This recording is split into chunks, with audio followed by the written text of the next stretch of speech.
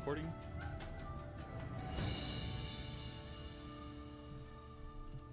And we're live. We're going to wait a minute before doing the intro, because that's how we roll.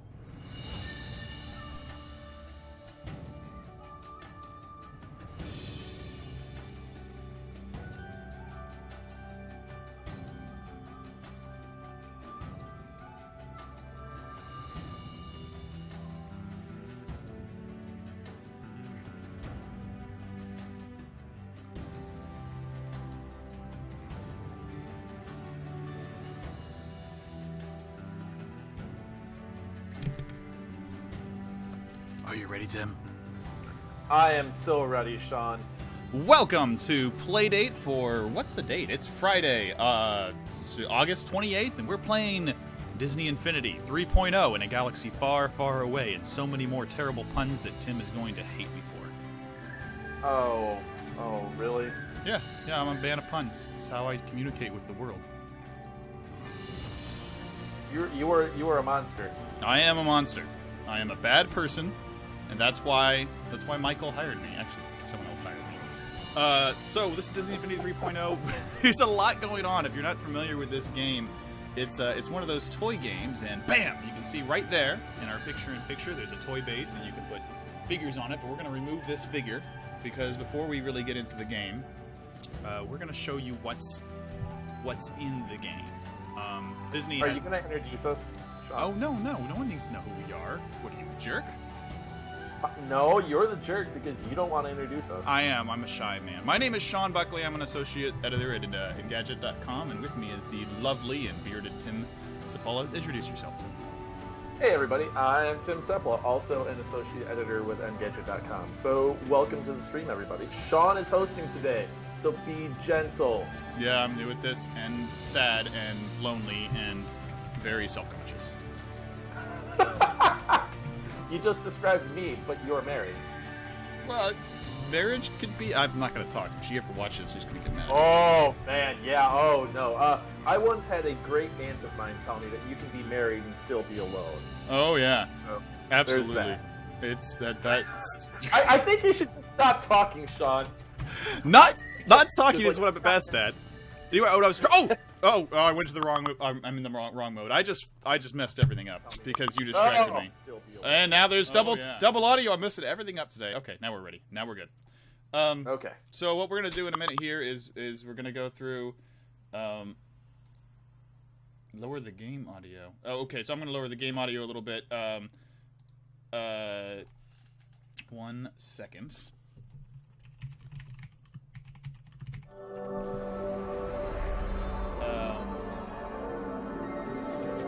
Sorry about small technical difficulty. We will fix it in just a second, guys. Device, audio. We're going to dial that down, and so that should be better for you. And so we're going to go back to... we made a slight mistake here. The plan for today, Rambling Sean says, is we're going to give you a quick overview. Disney Infinity has this really cool thing where it's going to show us a bunch of the toy boxes and different game modes this thing comes out with. Then we're going to jump into Star Wars for an hour, and then we're going to explore something called Toy Box Takeover. Okay. So that's what we're doing today. And let's go back to click on Toy Box. And down here, go on. So, Sean, I have no experience with Disney Infinity or toys to quote-unquote life games. I need you to tell me about this, because I am dumb like you read about. Oh, well, once upon a time, Tim, there was a franchise called Spyro the Dragon. And I remember this. It was really popular back when we were little kids. And then something happened and nobody cared anymore. Someone had the clever idea of inventing toys you could buy at the store, and when you put those toys on a special platform that you pay even more money for, you can play a normal video game. And so, the Toys to Life video game genre was created. Basically, you buy toys that cost like $15 a piece, usually 12. Like this, you're 10 to 12 actually. These ones are usually 12. There's a Woody from Toy Story on the picture-in-picture camera there. You can see. And you put them on the base, and then they come to life in the game. It's kind of like a physical DLC. Okay. And in some cases, there's other options. For instance, Disney Infinity, if you have the PC version, you can get these cards that come with the games. And those cards have download codes on them for digital figures. But that's the PC version of the game, and nobody plays that. So what we're gonna do here is PC Master Race. PC Master Race, unless you want to play, Disney Infinity. So what we're gonna do is a galaxy of stories first, which gives us sort of like an overview of the kind of worlds available in Disney Infinity 3.0. Disney Infinity 3.0 is special because it's the first one that has Star Wars. The first version of the game was just Disney characters and Pixar. The second one was Marvel superheroes, and this one has all three, and it's sort of a big deal. Yeah, this is Disney saying, hey, we spent a lot of money on all these properties, so now help us make some of it back. Yep. And so what we're seeing here is the narrator is telling us your imagination can do anything, a very popular Disney theme, and we see not Disney's imagination, but their latest purchase, Lucasfilm projects, and you get to see the Star Wars characters come out. Something that's kind of cool and coincidental is the design of these figurines has been standardized for all the properties, so they kind of match. You see Mickey Mouse, who doesn't look that different than Mulan. But sort of by coincidence, or just good design, you've got the Star Wars figures looking a lot like the Clone Wars TV show. So, oh, yeah, definitely. Yeah. Like, Obi-Wan looks like Obi-Wan does from Clone Wars. Yeah, so they were able to keep that design language, which was great. This is a little mini-game where you follow the droid around, and it's going to introduce us to some really basic play mechanics before moving us on to the next preview of what our life is going to be like in this game. And we just want to get through this because it's showing us a racing mode that's not released yet, and a Inside Out toy pack that's not released yet, and then we're going to get straight into the Star Wars playset. I wonder if the Inside Out toy pack is just going to make kids cry, because I haven't seen the film yet, but everybody tells me it is very sad and to bring a box of tissues to the theater. I don't know if it was that sad. It was very cute, though. What's really exciting is the Inside Out game mode for Disney Infinity 3.0 is like, it looks like a really solid platformer, okay. So it's like a good 3D platform, which isn't what I expect, because most of the games now, they're all, combat based. Okay, so it's not going to be a child's therapy simulator? No, well, I mean, a little bit. It sounds like it's going to take like the same story as the movie, which I won't really spoil for you, and sort of like, oh, it happened again, and because everything's non-canonical in Star Wars. I mean, not Star Wars, Disney Infinity, which is an important thing to keep out. Like, I had a friend who wasn't sure. He was really worried that the storyline in Star Wars Disney Infinity was going to be canonical, because he's very into Star Wars and it matters a lot to him. And I was saying, oh, no, it matters the least of anything, because the storyline of the Disney Infinity games is literally what they are. You are playing with toys. Everything is a toy box. Like, you see when you beat these characters up, they fall apart like a toy that broke. Right. So it's a video game that's supposed to... Wow, that looked really cool. You'll see in a second. Like, you just slice the droid in half. It's supposed to simulate playing with toys as a kid. Like, you used to be in your room, and you would make up adventures between, like, you would have a G.I. Joe action figure and a Transformers action figure, and you would create a crossover, and that's what the toy box mode is like. Okay. Now, I was told that there was a Toy Story game that came out not recently, but it was for 360 and PS3 that had a toy box mode, and it was an open world where you could just do whatever you wanted, right? And so is this a continuation of that? Basically, this is what, like, that game came out, right? Right. Toy Story. It was Toy Story 3 for multi-platform, and it had this open world toy box mode in addition to the story mode, and everyone was basically like, this is what the real game is. Like, it was free roaming, it was like a sandbox, it was super fun, and that's, from my understanding, is that's how Disney Infinity was born. People wanted to know, oh my gosh, I forgot the sequence was in here. I'm playing the Millennium Falcon. I love this. This is for Empire Strikes Back. Yeah, this is so that's a second playset. Where the first playset that comes with the game is Star Wars, like the new stuff, and then later, because they know that what you really want is original trilogy, they're gonna sell that pack later. It's gonna be like $30. Yeah, that's how it goes.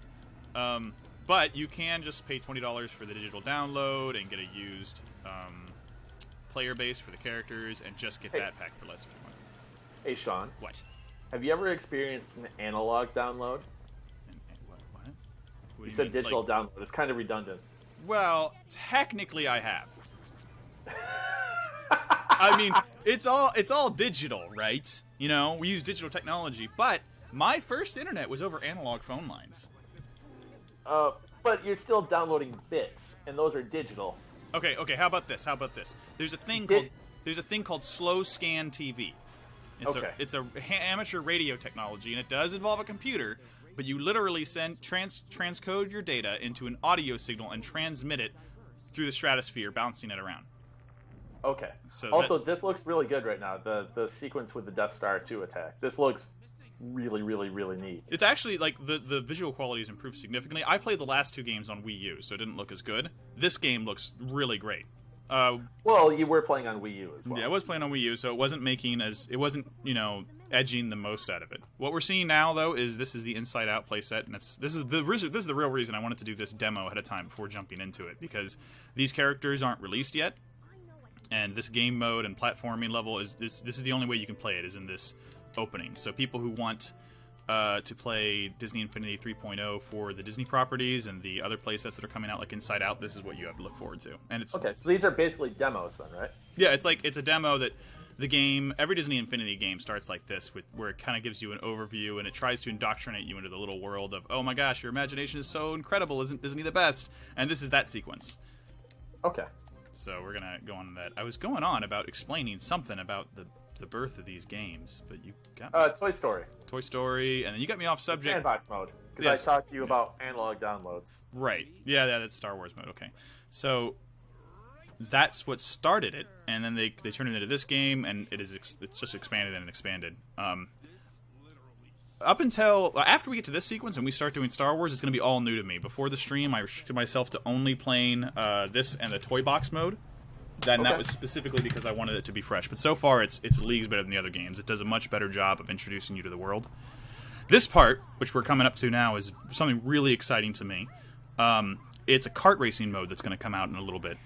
Oh. And it's exciting because the driving was terrible in the last 2 games, right? So now, who developed the kart racing side? Because I know they're using different developers for every game. See, that's the exciting part. Every playset has a different developer, and the developer of the kart racing thing is Sumo, who did the work on Disney Sonic and All Stars Racing. Yeah. Those games were really good. Right, they were super good kart racers, while waiting for Mario Kart to come out, Sonic and All Stars Racing Transform was fantastic. Yeah. So it's actually really so far I've only played this little level with Mickey and Minnie, but it seems like the groundwork for a really fun kart racing game is here. You can drift, there's weapons, and I'm sad that it's not out, because honestly, I wasn't sure if I was really interested in Disney Infinity 3.0, and then I saw kart racing. I'm like, oh, they're gonna mess that up because the driving was so bad in the last version. But then I was like, oh wait, these guys are working on it. I know they could do good work, and lo and behold, so far what I played is really good. Well, isn't the Star Wars stuff is made by Ninja Theory? Some of it is made. Okay. Some of it is made by Ninja Theory. By Ninja Theory, which is the studio that did DMC, Devil May Cry, Enslaved Odyssey to the West, and Heavenly Sword for the PlayStation 3. Right, and they were brought on specifically to revamp the combat after people complained that the combat was really lousy in the first version of the game. So the Star Wars Twilight of the Republic, which we're playing today, was made by Ninja Theory. The Rise Against the Empire playset, which is the original series stuff, that's Studio Gobo. Yeah. And the Inside Out is Avalanche Software, that's Disney's local things. And then there's some other things, like Sumo does Toy Box Takeover, I think, and Toy Box Speedway, and I think there's some other guys involved, but I don't have the full list. So they're doing a good job. And what it's dubbing us into right now, we don't care about. So what we're going to do is I'm going to show you guys the player base here. And we want some audience interaction here, if you guys don't mind. We're going to play the Twilight of the Republic playset, which is this piece here. You can see it's 2 lightsabers, which is awesome. And it's a little tedious because you can't buy the game without Twilight of the Republic, really, but you can't play it unless you put this little thing on the base, and then it'll let you start playing it, and you can see it pops up and says, "What?" Yeah, so everything is toy based, even playing the modes, and I'm not a huge fan of that, but it's how it is. Now we're gonna start with a limited amount of characters. I have more than a dozen Disney Infinity characters for us to play as. So yeah, Disney or the publisher of the game was kind enough to send us an awful lot of characters. We're gonna line up a ton. We're gonna line up a couple of options. We have these 2. This is Anakin Skywalker and what's her name? I'm gonna get destroyed for not remembering it. Padme Amidala? No. You're even worse. This is his apprentice. We have Obi-Wan. And we have more Jedi that we'll pick through in a minute, but we also have back here Yoda, and it's the same Yoda you see in this package back here. So, okay. Who do we want to play as? Chat, not chit. We want Obi-Wan. Do we want Anakin. Obi-Wan's apprentice. Obi-Wan's apprentice. No, that's... Anyways, we're going to click Twilight Republic while you do it. Ahsoka. Her name is Ahsoka. So do we want Ahsoka? Ahsoka's awesome, by the way. She's the only one I played through so far, and she's got this double lightsaber thing. Really exciting. So far, we have 2 people saying Ahsoka. Does anyone else want Anakin or Obi-Wan or Yoda? You didn't put Yoda in there. Okay, we're getting Ahsoka. So. Yeah, we're seeing lots of Ahsoka. One Yoda. One Yoda. All right, we're gonna give you a tiebreaker, so we get someone to say Ahsoka or Yoda, and we'll go to them. Okay. No, 2 Yodas. Oh yeah. 2 Ahsokas. Come on, we need mass. Well, we can watch the opening here. Oh, okay. Well, we have Yoda, and we have more Ahsokas than Yoda. We have more Ahsokas. We're gonna go for Ahsoka when it starts. Then. Yep. I'll be the tiebreaker. Yeah, you'll be the tiebreaker. Now, naturally, any Star Wars game has got to start with a Star Wars crawl, and I haven't seen this yet either, so this is my first time.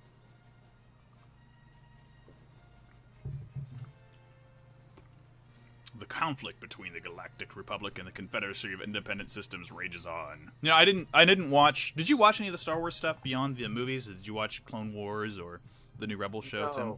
No. I don't have... Well, I have cable, but I never use it. Oh, yeah. I know that the Clone Wars show is available on Netflix, and I watched the first season and had a hard time really getting into it. And my friend said, yeah, the first season's a little slow, but once you get to the first major story arc in the next season, it becomes amazing. And this is kind of placed in that time period for people that actually know what's going on. Duke says, and now I'm thirsty for a soda. Aha, Ahsoka, a soda. That's adorable. Sage Salt says he's into episode 12 of Clone Wars, and it's pretty good. Yeah, I mean, it starts off a little slow, but it's kind of cool because you get to see there's like all the soldiers are clones, but they have distinct personalities. So all sorts of stuff like that happens, and it's pretty cool. I'm gonna put in a headphone here so I can hear the game audio, though. Okay. Oh, it looks like we get to start in space. Let's go ahead and... Space is the best. That's why we're in Space Wars. I'm going to go ahead and put Ahsoka here on the base, so we'll be able to play as her when the time comes. Oh, yeah, this looks a lot like what I've seen from Clone Wars. You've got the troop transports and the characters, and Anakin's scar on his face. Now, what is the scar on his face from? I think Count Dooku does it in episode 2. Oh, see, I have not watched this. You haven't even seen the prequels? Have you seen the original Star Wars? Are you a monster?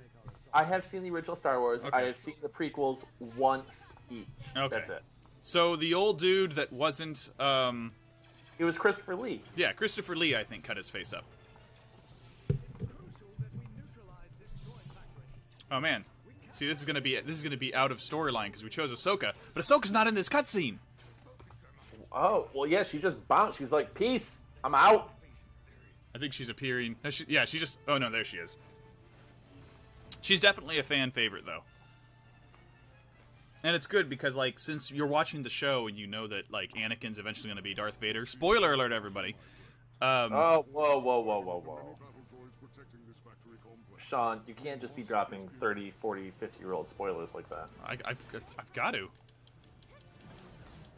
So, like, I'm really excited for the Ninja Theory's participation in this because, like, lightsaber combat is something you don't really want to just phone in.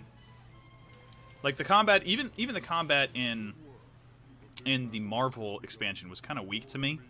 Really? Yeah, I mean, it was okay, but it was like, it was kind of shy of where I think it needed to go. And so far, what I've played of this definitely feels better. And you get some things like this ledge grabbing stuff. It's kind of like reminds you of Uncharted. That was present from the first game. I'm going to call out what was from like what's new in these games if y'all don't mind. Well, yeah, go ahead and do it because I mean, not everybody is going to be like me and has never played one of these games before. So if somebody is just a 2.0 owner and they have no idea what's going to be the difference, aside from the properties themselves and the characters you play as, that'd be great. In terms of just gameplay itself. Yeah, it's like I think that's what I'm most excited for about Disney Infinity 3.0 is that the gameplay has just every version of the game like improves kind of what it had. Like the original it was a great idea, but the game wasn't that good. The second one improved it, but it still wasn't there. And from what I played of 3.0, it really is starting to feel like they finally figured this out. Like, this is the game I wanted 2 years ago, and I spent, hundreds of dollars collecting figures on. Now, will any of your 1.0 figures work in 3.0? They do, but not in the Star Wars playset. So in the once we get to Toy Box Takeover mode, any of the figures I have will work. I've got about a half dozen of them over here. I've got Spider-Man, I've got Buzz Lightyear, I've got Phineas and Ferb's characters. Both Jack Sparrow and Jack Skellington, so quite a few. Oh, I was about to say Jack from Jack and Daxter? That doesn't seem right. No. Though, I mean, I every time I play these, I think, wouldn't it be great if Amiibos worked? I would love to be able to play Mario. I mean, I know it's Disney. Well, yeah. I mean, Disney and Nintendo working together on something, that does not... I don't think that would happen. Right, it's kind of a shame, though, because it's kind of... So, did you see the movie Wreck-It Ralph? No. Oh. I saw Pixels, though. Okay, well, Wreck-It Ralph centers around video games, right? Right. And I know there are a couple of licensed characters. There's a couple of licensed characters, but what always disappointed me about Wreck-It Ralph is the most of the game takes place in a racing game in an arcade, right? Mm-hmm. And it's obviously rips off and based on Mario Kart, super obviously. Right, but they never really released... I think they released it using Leap Motion, was the only version of this racing game called Sugar Rush that ever existed in the real world. And, like, what a perfect licensing opportunity. Like, imagine if they got Nintendo, got the engine, not even for the most recent Mario Kart, but just Mario Kart Wii, and skinned it with this Disney property. I mean, how awesome would that game be? How much would it sell? But they never did. Well, the thing is... So what's strange is Nintendo is actually working with Activision to put some Nintendo characters into Skylanders. Which is weird, right? Right, it's bizarre. Right, and I know Skylanders is probably a big seller on Nintendo platforms, but it just doesn't seem like the kind of the kind of match for me that I thought it would exist. But already I can tell you this combat is leagues ahead of the last game. Like, it's way more involved. Like, you can do more, and I'm not even leveled up. Really? Yeah. Like, I just leveled up now, actually. And we'll see that in a second. We'll be able to check out how the leveling system works. Yeah, the combat looks really cool. Yeah. It does. It looks great. Like, Ahsoka is just kicking all sorts of ass. And for how simple it is, it's still amazing, and it goes up. So here we get the pause menu. I haven't done this too much. I don't know what the combat kiosk is, but let's look at the skill tree. And this is the basic skill tree. I kind of actually don't like this. This is something they introduced in 2.0. But as near as I can tell, you can just max everything out eventually anyway, right? So why not just have a linear level up progression? But they want to give you choices. So the illusion of choice. Oh, this is awesome, though. This is why they have it, because I just got excited seeing that I can get the Force ability lightsaber throw. So let's buy that straight away. Oh, yeah, you need that right off the bat. Let's see, throws a lightsaber on. I like the art style a lot. This art style is really neat. Oh yeah, it's a really good combination of look at that. It just threw the lightsaber. Bam. Oh man, she throws. I forgot she's got two lightsabers, so she throws them in this awesome crisscross pattern.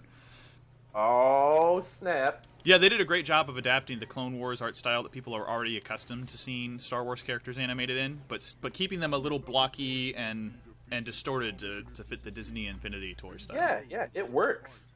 Duke has a question for us. What's up, Duke? He says, so what kids' games are you ashamed of admitting you like to play? Until this version, Disney Infinity. See, I'm a strong believer in not having guilty pleasures. That's actually a really good philosophy. Yeah, if you like something, like it and own it, because you'll be way happier about it. So I've kind of grown accustomed to that kind of thought process because of my past, working at a comic book store and such. Yeah, and your apartment is filled to the gills with movies and Disney stuff all over the place. So gosh, that's right. You've been here. Yeah. I slept on your floor, and I tried sleeping in a hammock, sort of thing. Yeah, the hammock doesn't work so good. It's only good for naps. It gives you a backache. Yeah, we're packed to the gills with Disney stuff. It's even worse now. Like. Now that you have 30 or 40 different Disney Infinity figures. Oh yeah, and we keep going to Disneyland and getting more stuff, right? Yeah. So let's talk about that. You are a huge Disney fan. Right, which is like absurdly huge Disney fan. You live in the Bay Area. You live in San Jose. And how often do you and your wife drive down to Anaheim to go to Disney World? We were there like 2 weeks ago. We're going back in about 3 weeks, which means you're gonna have to do one of these streams alone. I'm sorry. We're going for Duke, Disney's Halloween party. What is it, Duke? No, I said Duke. I'll need your help. He'll have to be my. He'll have to be my eyes in chat. Right, Duke. You'll have to stick around and prompt him to say things. But no, it's here's how bad it is. Right, so we're Disney annual pass holders, which means we've paid hundreds of dollars to have access to the park whenever we feel like it. You know, we just walk in. You know, like we don't buy tickets, we just have access, right? So do you guys get fast pass for all the rides then too? No, it's just entry. we get a 20% discount on stuff too. Okay. But what we're going to in a couple weeks is Mickey's Halloween party, which costs extra on top of that pass because they close the park just for people with these ticket holders. Oh wow! Yeah. So are there a lot of you then? A lot of pass holders? Yeah, it's actually a problem. Disney's trying to shut it down and limit pass holders because they invented the system like 10 or 15 years ago when they were having trouble filling the park because 9/11 happened and travel was down. Yeah. And now they're beyond capacity. So pass holders are actually hurting their profits, and it's keeping the park so full that people who only come once every 5 years or so, their experience is actually worse. So some people are really big jerks about that, but we try to be really cognizant of that. If there's someone who's obviously like we let people get in front of us in line and stuff because a lot of these families are coming here and they've saved up for years and they're not going to be coming all the time like we are. So like if we can make someone else's vacation better, we usually do because like we're going to be back in a month at worst. Yeah. I mean, it's not like you guys are not going to be there. How often would you say you go to Disney per year? Oh, Susie knows it. The first year we went, it's probably more now. The first year we got pass holders, she used some online tool to figure it out. She spent over 30 days in the park that year. Wow. Yeah. That's over a month. And over a month. These are like full days, like open to close, and they close at like midnight these days. Okay. So how does somebody who has been to a Disney park that often, how does that change how you are when you go in? Because you've seen everything, right? So you start noticing crap that other people might not have noticed before? Eventually you start finding, like, entertainment and other things. Like, a lot of the big rides, we still go on them. But a lot of people, they go, like, oh, we have to go to Space Mountain, we have to go to Pirates of the Caribbean, we have to do this and that and the other thing. We still do that, but those aren't my favorite things anymore because I've done them enough. Now I, really enjoy things that I didn't pay attention to. Like, my favorite place in the park is Main Street, which is where you go in. And most people just blow right through that. But I love it because it has lots of live music and lots of little interpersonal things that just aren't seen as popular. So you kind of catch on to those things over time. Okay. Now, I've been to Disney World. That's in Florida, correct? Right. World of Florida. Okay.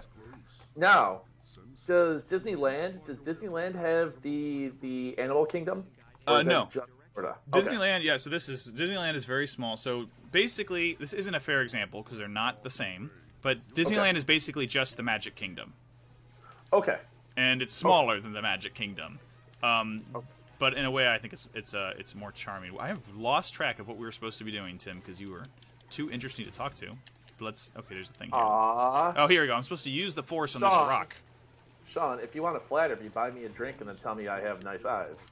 Well. I'm glad you wear glasses, Tim, because if you took those contacts off, I'd be awfully smitten.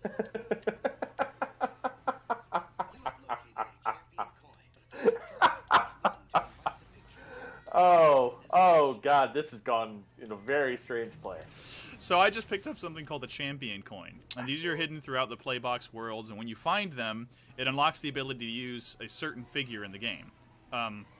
For instance, Darth Maul is like the villain of this set, but I can still play as him now since I've collected the Darth Maul coin. Okay. Now, you can play as him without having the Darth Maul figure, correct? No, you need the figure. Oh. So I've just unlocked the ability to play as him. It's all kind of nickel and diming, but we're okay with that because Disney fans are silly collectors. True. But what's interesting about this version, so in the Marvel thing, they, of course, you couldn't use any Marvel superhero in any Marvel set because they didn't want to mess with continuity, right? So, like, you couldn't play as Captain America in the Spider-Man playset. They've changed their mind about that with Disney Infinity 3.0. So it's like as a child, you can imagine anything you want. It still has to be a Star Wars character, but I can decide to play as Luke Skywalker in the Twilight of the Republic playset if I want. Okay, so you can imagine anything you want as long as it fits in with pre-existing licensing deals. Right, you can imagine anything you want, as long, which is too bad because I would love to play Mickey Mouse with a lightsaber. It would be really hilarious and terrible. Or Seriously, put Mickey Mouse in a Jedi robe and give him a blue lightsaber, and we have magic on our hands. Forget that. I would just take Mulan and wail on this world as Mulan. It would be the best. But here's like a giant button, so it's all very cartoony and toy-like. Like, although it looks very much like the Clone Wars style, this giant button is very Disney Infinity design. Well, in that case... Oh, throw a lightsaber. I'm sorry, Bill Tripper. I keep forgetting I have the lightsaber throwing power. We'll do a lightsaber throwing as soon as we get to the next area. Another thing is, like, the toy theming is very obvious. Like, you'll see these capsule toys strewn throughout the world, and they're how you get new items and such, because the game doesn't want you to stop forgetting you're playing with toys. See, here's a capsule item, so you can pick that up, and it'll give me items to level up with, or this one will unlock a toy or something, or maybe it won't. I don't actually know. Okay, so since it was announced that Disney is going to build a Star Wars park, is that going to be at Disney World or Disneyland? It's going to be at both eventually. Okay. If you guys, where's it going first? If you all haven't heard the news, I think it's going to Disneyland first. They're going to build it into Hollywood Studios and Disney World. And in Disneyland, there's a lot of controversy about where it's going to go, because there's not a lot of room there. And there's not enough room in Tomorrowland, which makes the most sense. And the only area that they have access to, and I think they've confirmed this now, is behind Frontierland. And I suppose you could argue that Star Wars is a Western, sort of. It doesn't really fit to go through Frontierland and walk out in space. Right. So they're going to have to fit it in somewhere. But Disney, if nothing else, is excellent building theme parks. I'm sure they'll make the theming tolerable. Oh, yeah. We do have a question from chat. Enril29A asks, what do you guys think about how these merchandise games are becoming really popular, and that you have to buy $12 to $15 figures to play with something that's in the game? Personally, I see it as it's physical DLC. It's definitely physical DLC. So I mean, instead of buying a download code or purchasing it, you go to the store and you buy something. But the problem that comes with that, though, is if you look at something like how the amiibo work and how there are shortages of amiibo. So unlike DLC that anybody could buy, you're going to be limited to what is available on store shelves. I don't know if there have been any Disney Infinity figures that have been super limited the way that amiibo have. What do you think? What is your take on that, Sean? Not too many. I mean, most of the ones that were limited, they released a non-limited version. And the ones that were super limited were stupid. Like Crystal Mr. Incredible, which was just Mr. Incredible except for he was see-through. Okay. You know? So I haven't been too interested in those personally. I totally understand where they're getting at, though, because, like, it's expensive DLC, and maybe you don't want the toys all over your house. Disney Infinity offers a better solution to that than most. Like, you still have to use the figures for the console versions of the game. This guy is... Throw your lightsaber. Yeah, let me do that. This guy's giving me trouble. I gotta wait for my Force to recharge, though.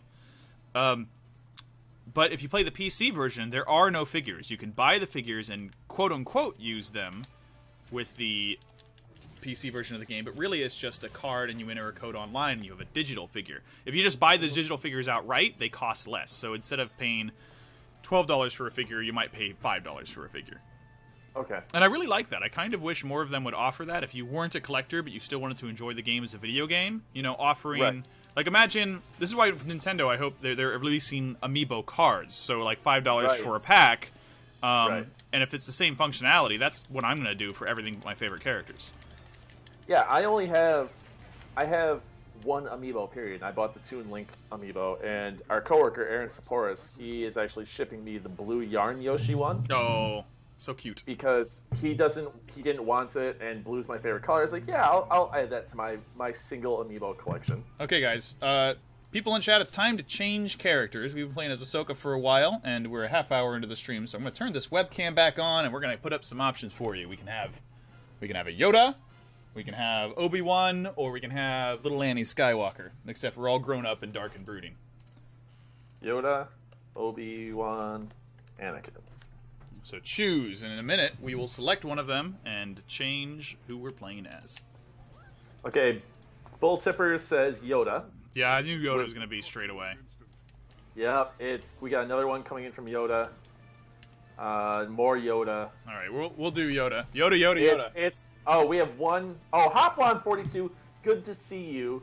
It's nice to see you in chat. Haven't seen you in a couple times since we streamed. So Hoplon, welcome back. But we are getting a lot, just overwhelming Yodas. All right, Yoda it is. Man, he's so squat and small. Look at his ears flop. That's awesome. Sorry, I'm a little impressed. I'm a little impressed with the floppy ears. Nothing like a Muppet to brighten your day. Enreal29A asks, is this game free aside from the characters? And I'm going to say no. I think this is a $60 game, and it comes with the base station, and then how many characters come with it? 2. So that's the nice thing about the game. Okay, so it is a real game. And it's not entirely nickel and diming you, because technically you can buy the game, you can play through all the notable Twilight of the Republic content, what you're seeing here, with the 2 characters it comes with, which is Ahsoka, who's awesome, and Anakin, who's, whiny. But with the base game, you can play through all of that content. So you don't need to buy all the extra characters. It's okay. And every expansion, like, the last time I bought one, it was $34. I think that's there usually, and those come with 2 characters, and another game, which is 6 to 8 hours long, and that's not a ton of playtime. But you also have the toy box mode, which is open world, and there's lots of custom levels and stuff people make there. Okay. So it's okay. Custom levels, are they accessible by anybody in the community? Yeah, basically they're just they're available for download through a portal we'll see in a little bit. Oh, okay, man. Cool. Yoda is like a little ninja. He is just wrecking. Oh yeah. Civ Zero says Yoda is a beast, and Civ Zero is not wrong in that assumption. Oh my gosh, just he's like, it's so weird. You saw it in the movie too, but it's still weird to me to see Yoda, really being an acrobat and being very active. Because not being decrepit and just living in a swamp. Right, seeing Empire and Jedi so many times, like it's just I see him as such a tiny little wise old man that isn't active, and to see him just wail. Yeah, I will say that was the best part of the prequels, is watching Yoda fight Count Dooku. Yeah, that was pretty fun. I would say that is the only good part. I am significantly impressed with this character animation, though. Go on. Yeah, it was definitely the best part. Yeah, it was the best part. It was insane. The fact that was the best part. The lead up of watching Anakin and Obi-Wan fight, which everybody knew was going to happen, it was kind of a letdown compared to compared to Yoda versus Dooku. Oh, the Obi-Wan, yeah. It's sad. I'm sorry, not Obi-Wan versus Dooku, but Yoda versus Dooku. Yeah. It was very much, I think, the Yoda scene was such a feast of action. And I think that's actually a great example of those movies. They're so much more action-oriented than the original trilogy. Right. And I have my beefs with that, but I've also had to kind of make peace of that because of those movies. For a long time, I wasn't a Star Wars fan, and so I'm like training myself to be a Star Wars fan again because it was a big part of my childhood, Right.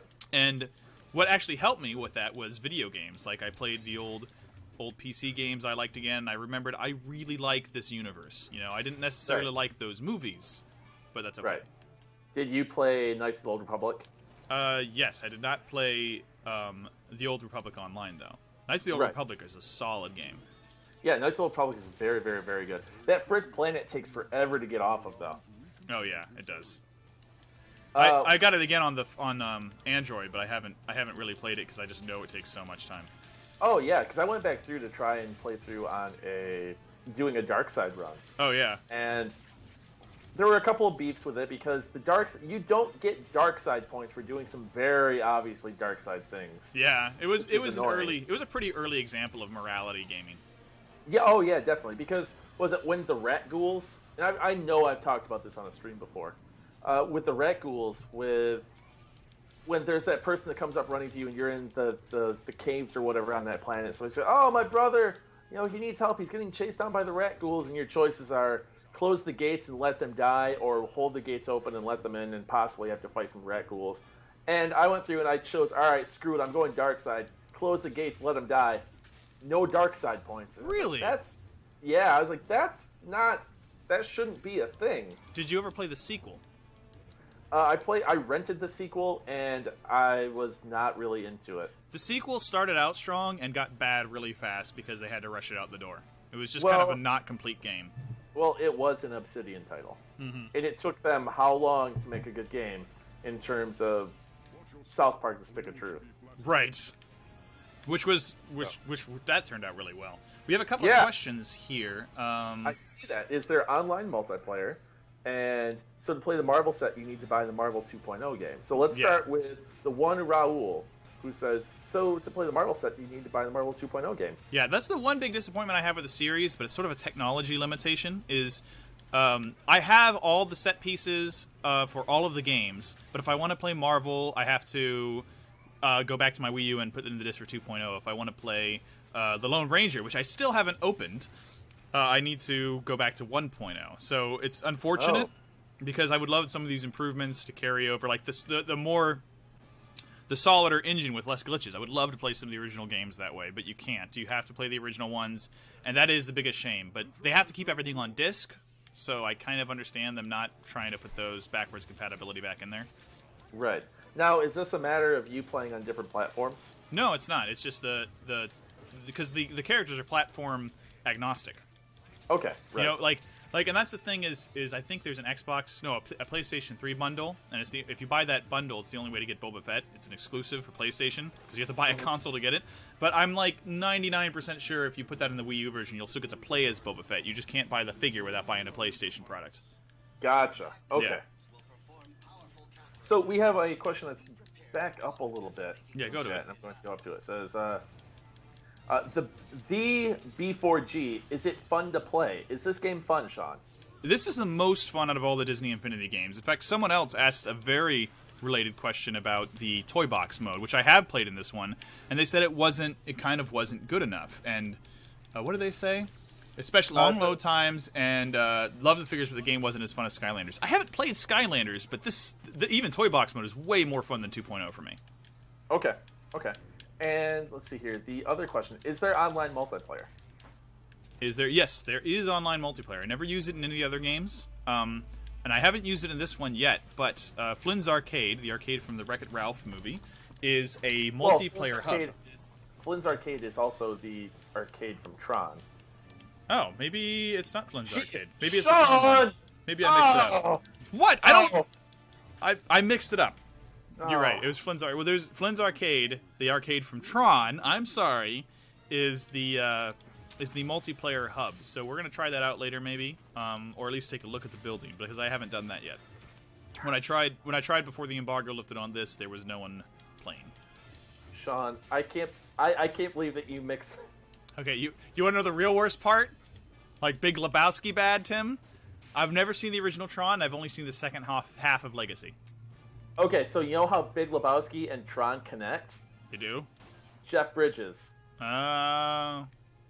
Yeah, and Jeff Bridges in Tron Legacy is basically the dude from the Big Lebowski. So basically, I just don't know Jeff Bridges' career. Well, that's exactly it. This is the real problem.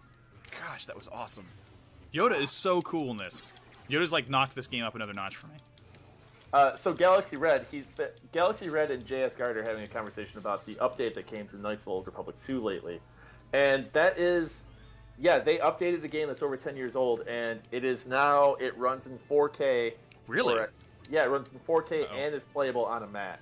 So that was the big update that came through. Okay, I fell down a cliff as Yoda, so this is my first death in the game.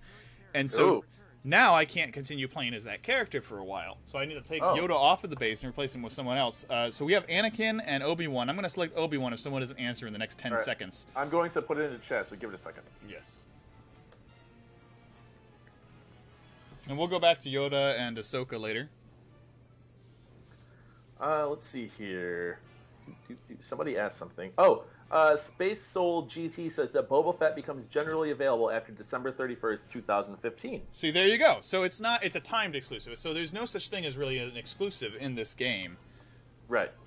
Well, that's indicative of video games as a whole, really. First answer was Obi-Wan, so we're going with Obi-Wan. Oh, we have 3 for Obi-Wan. All right. I'm going to go to Obi-Wan. 1 for Anakin. Sorry, Civ Zero, you're the only one that wants to see Anakin so far. We'll get to Anakin. You know, he's a Skywalker. You got to have Anakin. No, actually, you don't. You got to have Anakin. No, you don't. Okay, you got to have Vader. There. Oh, I'm not. That's why I fell down. I can't get through this this thing here. I gotta figure out another way around here. Oh, or I gotta turn the button to turn it off. Doy. Well, there you go. Good job, Sean. So, do these characters feel any different to play from one to the next? You've played through 3 characters so far. The basics. The basics are the same. Their force powers are a little different, not too much. Like I think Anakin pulls things because I played him a little bit in the intro, to be honest. Yeah. They're basically the same, but there's a little bit more weight. Like Yoda and Ahsoka were definitely a little bit faster. Yoda was pretty fast. Not so a little bit different. I don't think there's too much difference between Obi-Wan and Anakin, but I haven't played either one a lot yet. Okay. Now, could you see there has to be, and inevitably there will be, a Vader Disney Infinity. Oh, there already is, and I made the grave mistake of not getting him. So you see up here, I'm putting the pit back on the screen. Behind it, you have a Mickey and a Yoda. I got those because I went to, again, super Disney word, D23, the big Disney convention, and I got both of those characters there, as well as a Sadness from Inside Out. Instead of Yoda, I could have chosen Vader, but for some reason, I thought Yoda would be the more rare character. I don't know why I did that. Oh, Sean. So now I have 2 Yoda characters on hand, and I don't, I'm stuck. Sean, this is what the wrong side of history looks like. This is the wrong side of history. I'm going to see if I can trade Yoda for Vader with a friend and get him back later. But the reason I chose Yoda is because Vader was the one character who I thought didn't really adapt very well to the style. His face looked weird and kind of long. Well, he is a sad person. He is a sad person, so we'll see, and eventually we'll get that. But the funny thing is, the first time I played this game at that convention, I was playing a Death Star sequence where you're, doing the Death Star thing and blowing up the Death Star. And I thought, okay, so great, I'm blowing the Death Star, so I'm playing as Luke right now, and the guy said, oh, no, actually, you're playing as Darth Vader. I'm like, wait, what? What? Yeah, that is... Because you can play as anybody in any of the Star Wars playsets, even if it makes no sense. Okay. So forgot... Oh, go ahead. If you ever wanted to pretend Darth Vader turned to the light side at the end of Return of the Jedi, now you can. Okay. Forgotten One asks if any of the Jedi have super speed. And I thought I saw Yoda have a Force dash. Yeah, Yoda dashed ahead. Like, everyone has a slight dash ahead. And Yoda, in particular, was jumping between characters really fast. So I'm going to do it right now.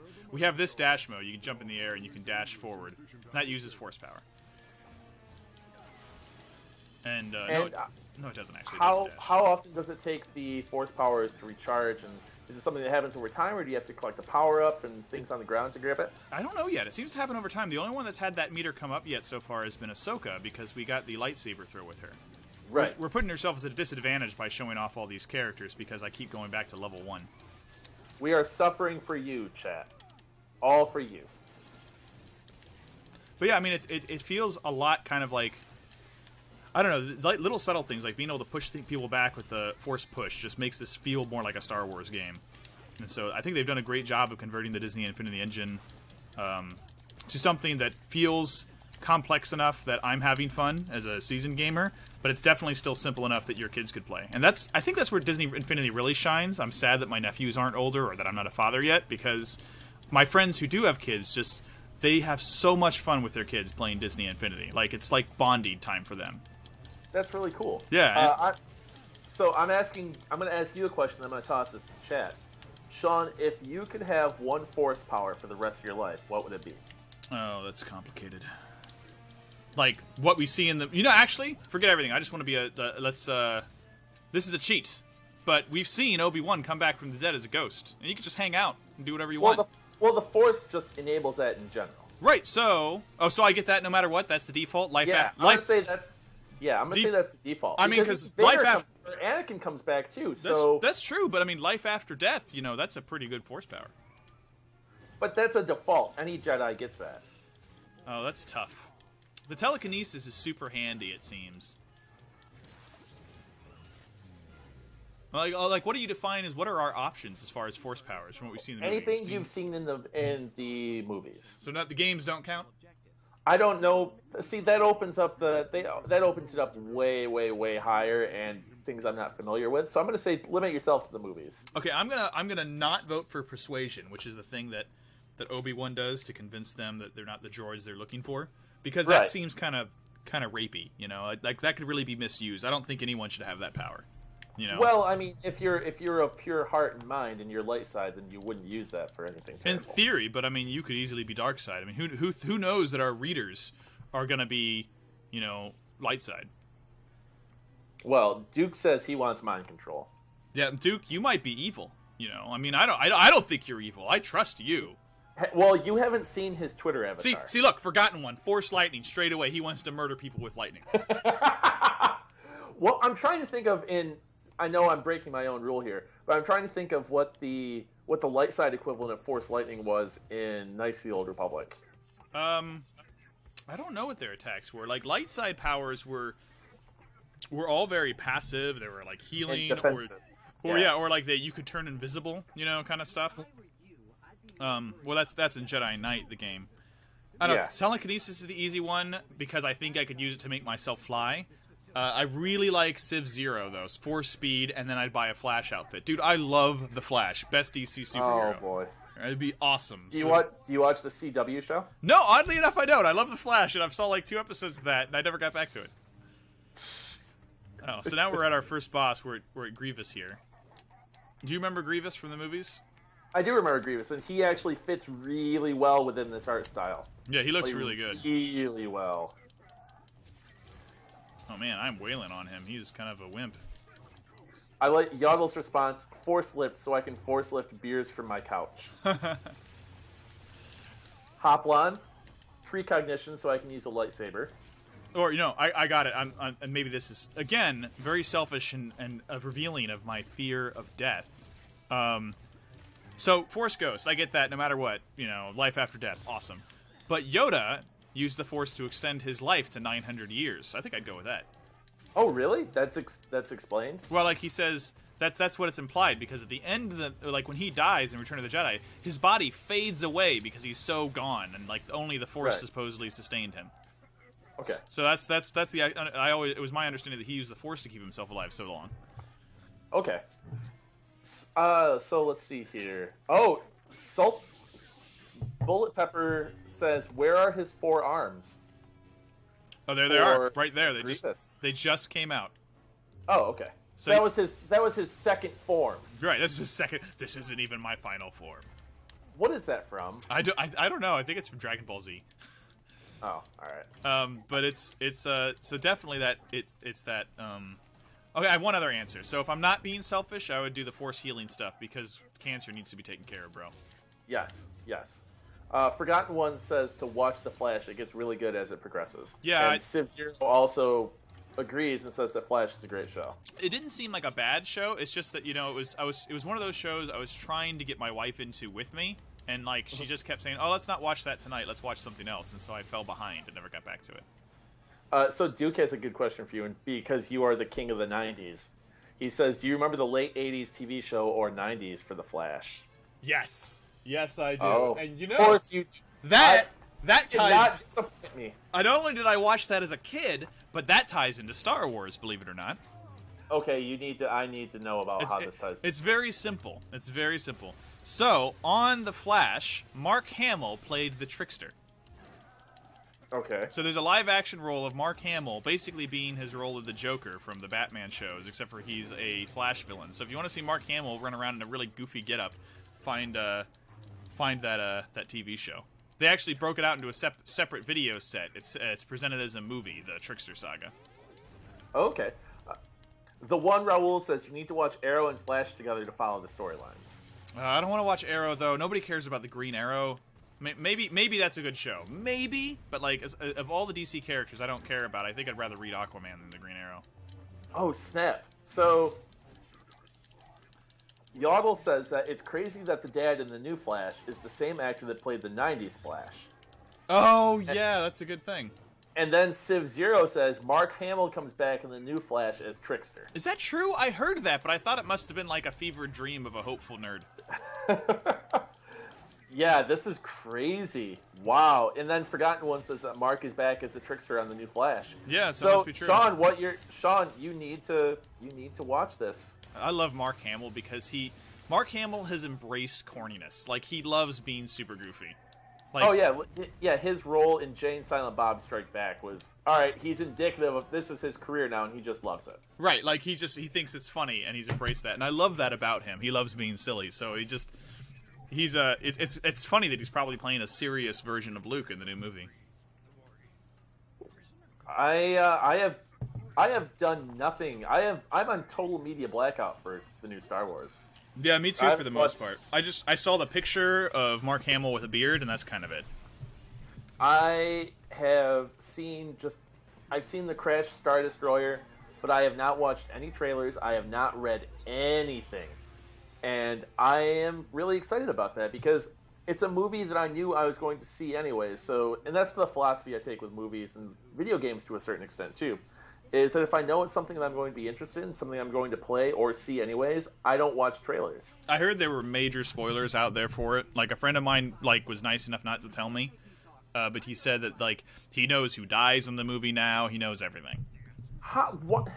Where is the fun in that? Yeah, I know. Like, he didn't mean... I think he found it by accident, because that's what happens usually. Someone will spoil it for you, Yeah, I've done that to people. And, you don't mean to, or maybe you do because you're a jerk, but, it's definitely too bad. All right, we're almost done with the Star Wars sequence, so I'm going to have to run through some other characters to show them off to you guys. Okay. We are coming into the end of the first half of our stream, so I want to say thank you to everybody that's tuned in and has been participating in chat because you guys are awesome. And if you guys like what you're seeing and you're a brand new viewer, hit the follow button underneath the player window. It's that heart button, and it'll let us know that you like what we're doing. And on the flip side, it'll let you know when we start streaming. So have at it. Click that heart button, folks. Oh, I can't show you the character I want to because she's not. I haven't unlocked her yet. So let's finish this out with Yoda because he's the best. But I was going to show you Sabine, which is from the new Star Wars Rebels show. Okay. And she's notable because she's the most detailed figure Disney Infinity has ever made.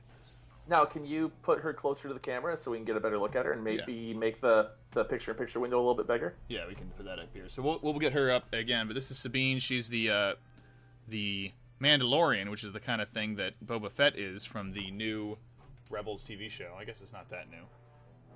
So that's what she looks like. And we have other characters from that show as well. And we'll look at them in the toy box. Okay. So we're gonna minimize this window for now, though. Oh wow. Wow, she is super detailed. Yeah, so I read she's got the most paint detail on her out of any character they've made yet, just because they wanted to make it accurate. Oh, I really like that she's got her foot on the Stormtrooper helmet or the Sandtrooper helmet. Yeah. And there is a Rebel logo painted up. That's really neat. And that's a thing in the TV series is one of the other characters that I showed briefly for a second, he collects Imperial helmets. Oh. So it's a character trait.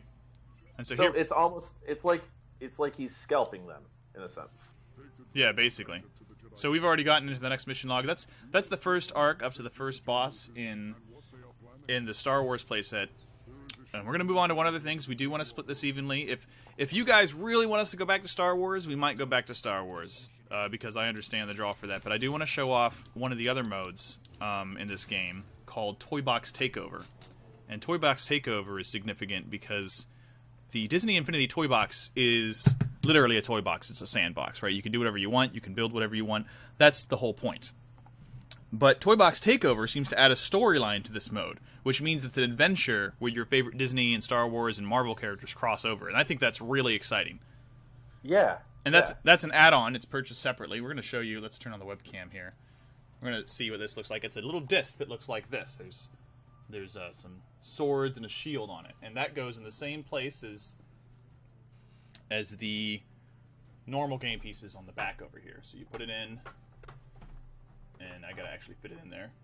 and it'll ask us to play Toy Box Takeover mode, which I think, like I said, I'm going into this whole thing blind. I think is a storyline. So we're gonna do one more thing. We have like a dozen characters for people to choose from. So the question is, what do we want to start this Toy Box Takeover mode for? We have Mickey Mouse. We have Minnie Mouse. Okay. Let me know, and I'm going to put all the stuff in the chat. Okay. And how many can you have in Toy Box at once? Well, you can have 2 players at once. Unfortunately, we only have 1 player between us. Okay. Right now, and we're going to turn back on this camera so you can see my hand there. Look at we have Mickey, Minnie. We have Mickey. We have Minnie. We have 2 characters from Tron. I accidentally started it. We have Mulan. We have Olaf from Frozen. We have all the Star Wars characters. We also have Buzz Lightyear, Captain America, Jack Skellington, Jack Sparrow, Thor. More characters than you can imagine. So who do you want in this mode? All right. Just taking care of some capitalization issues. There we go. We have 1 vote for Tron so far. 1 vote for Tron. We have an Olaf. We have Woody. We have Star-Lord. We have Phineas from Phineas and Ferb and Perry the Platypus. For some reason, saying the word Perry the Platypus turned on my Google Now phone.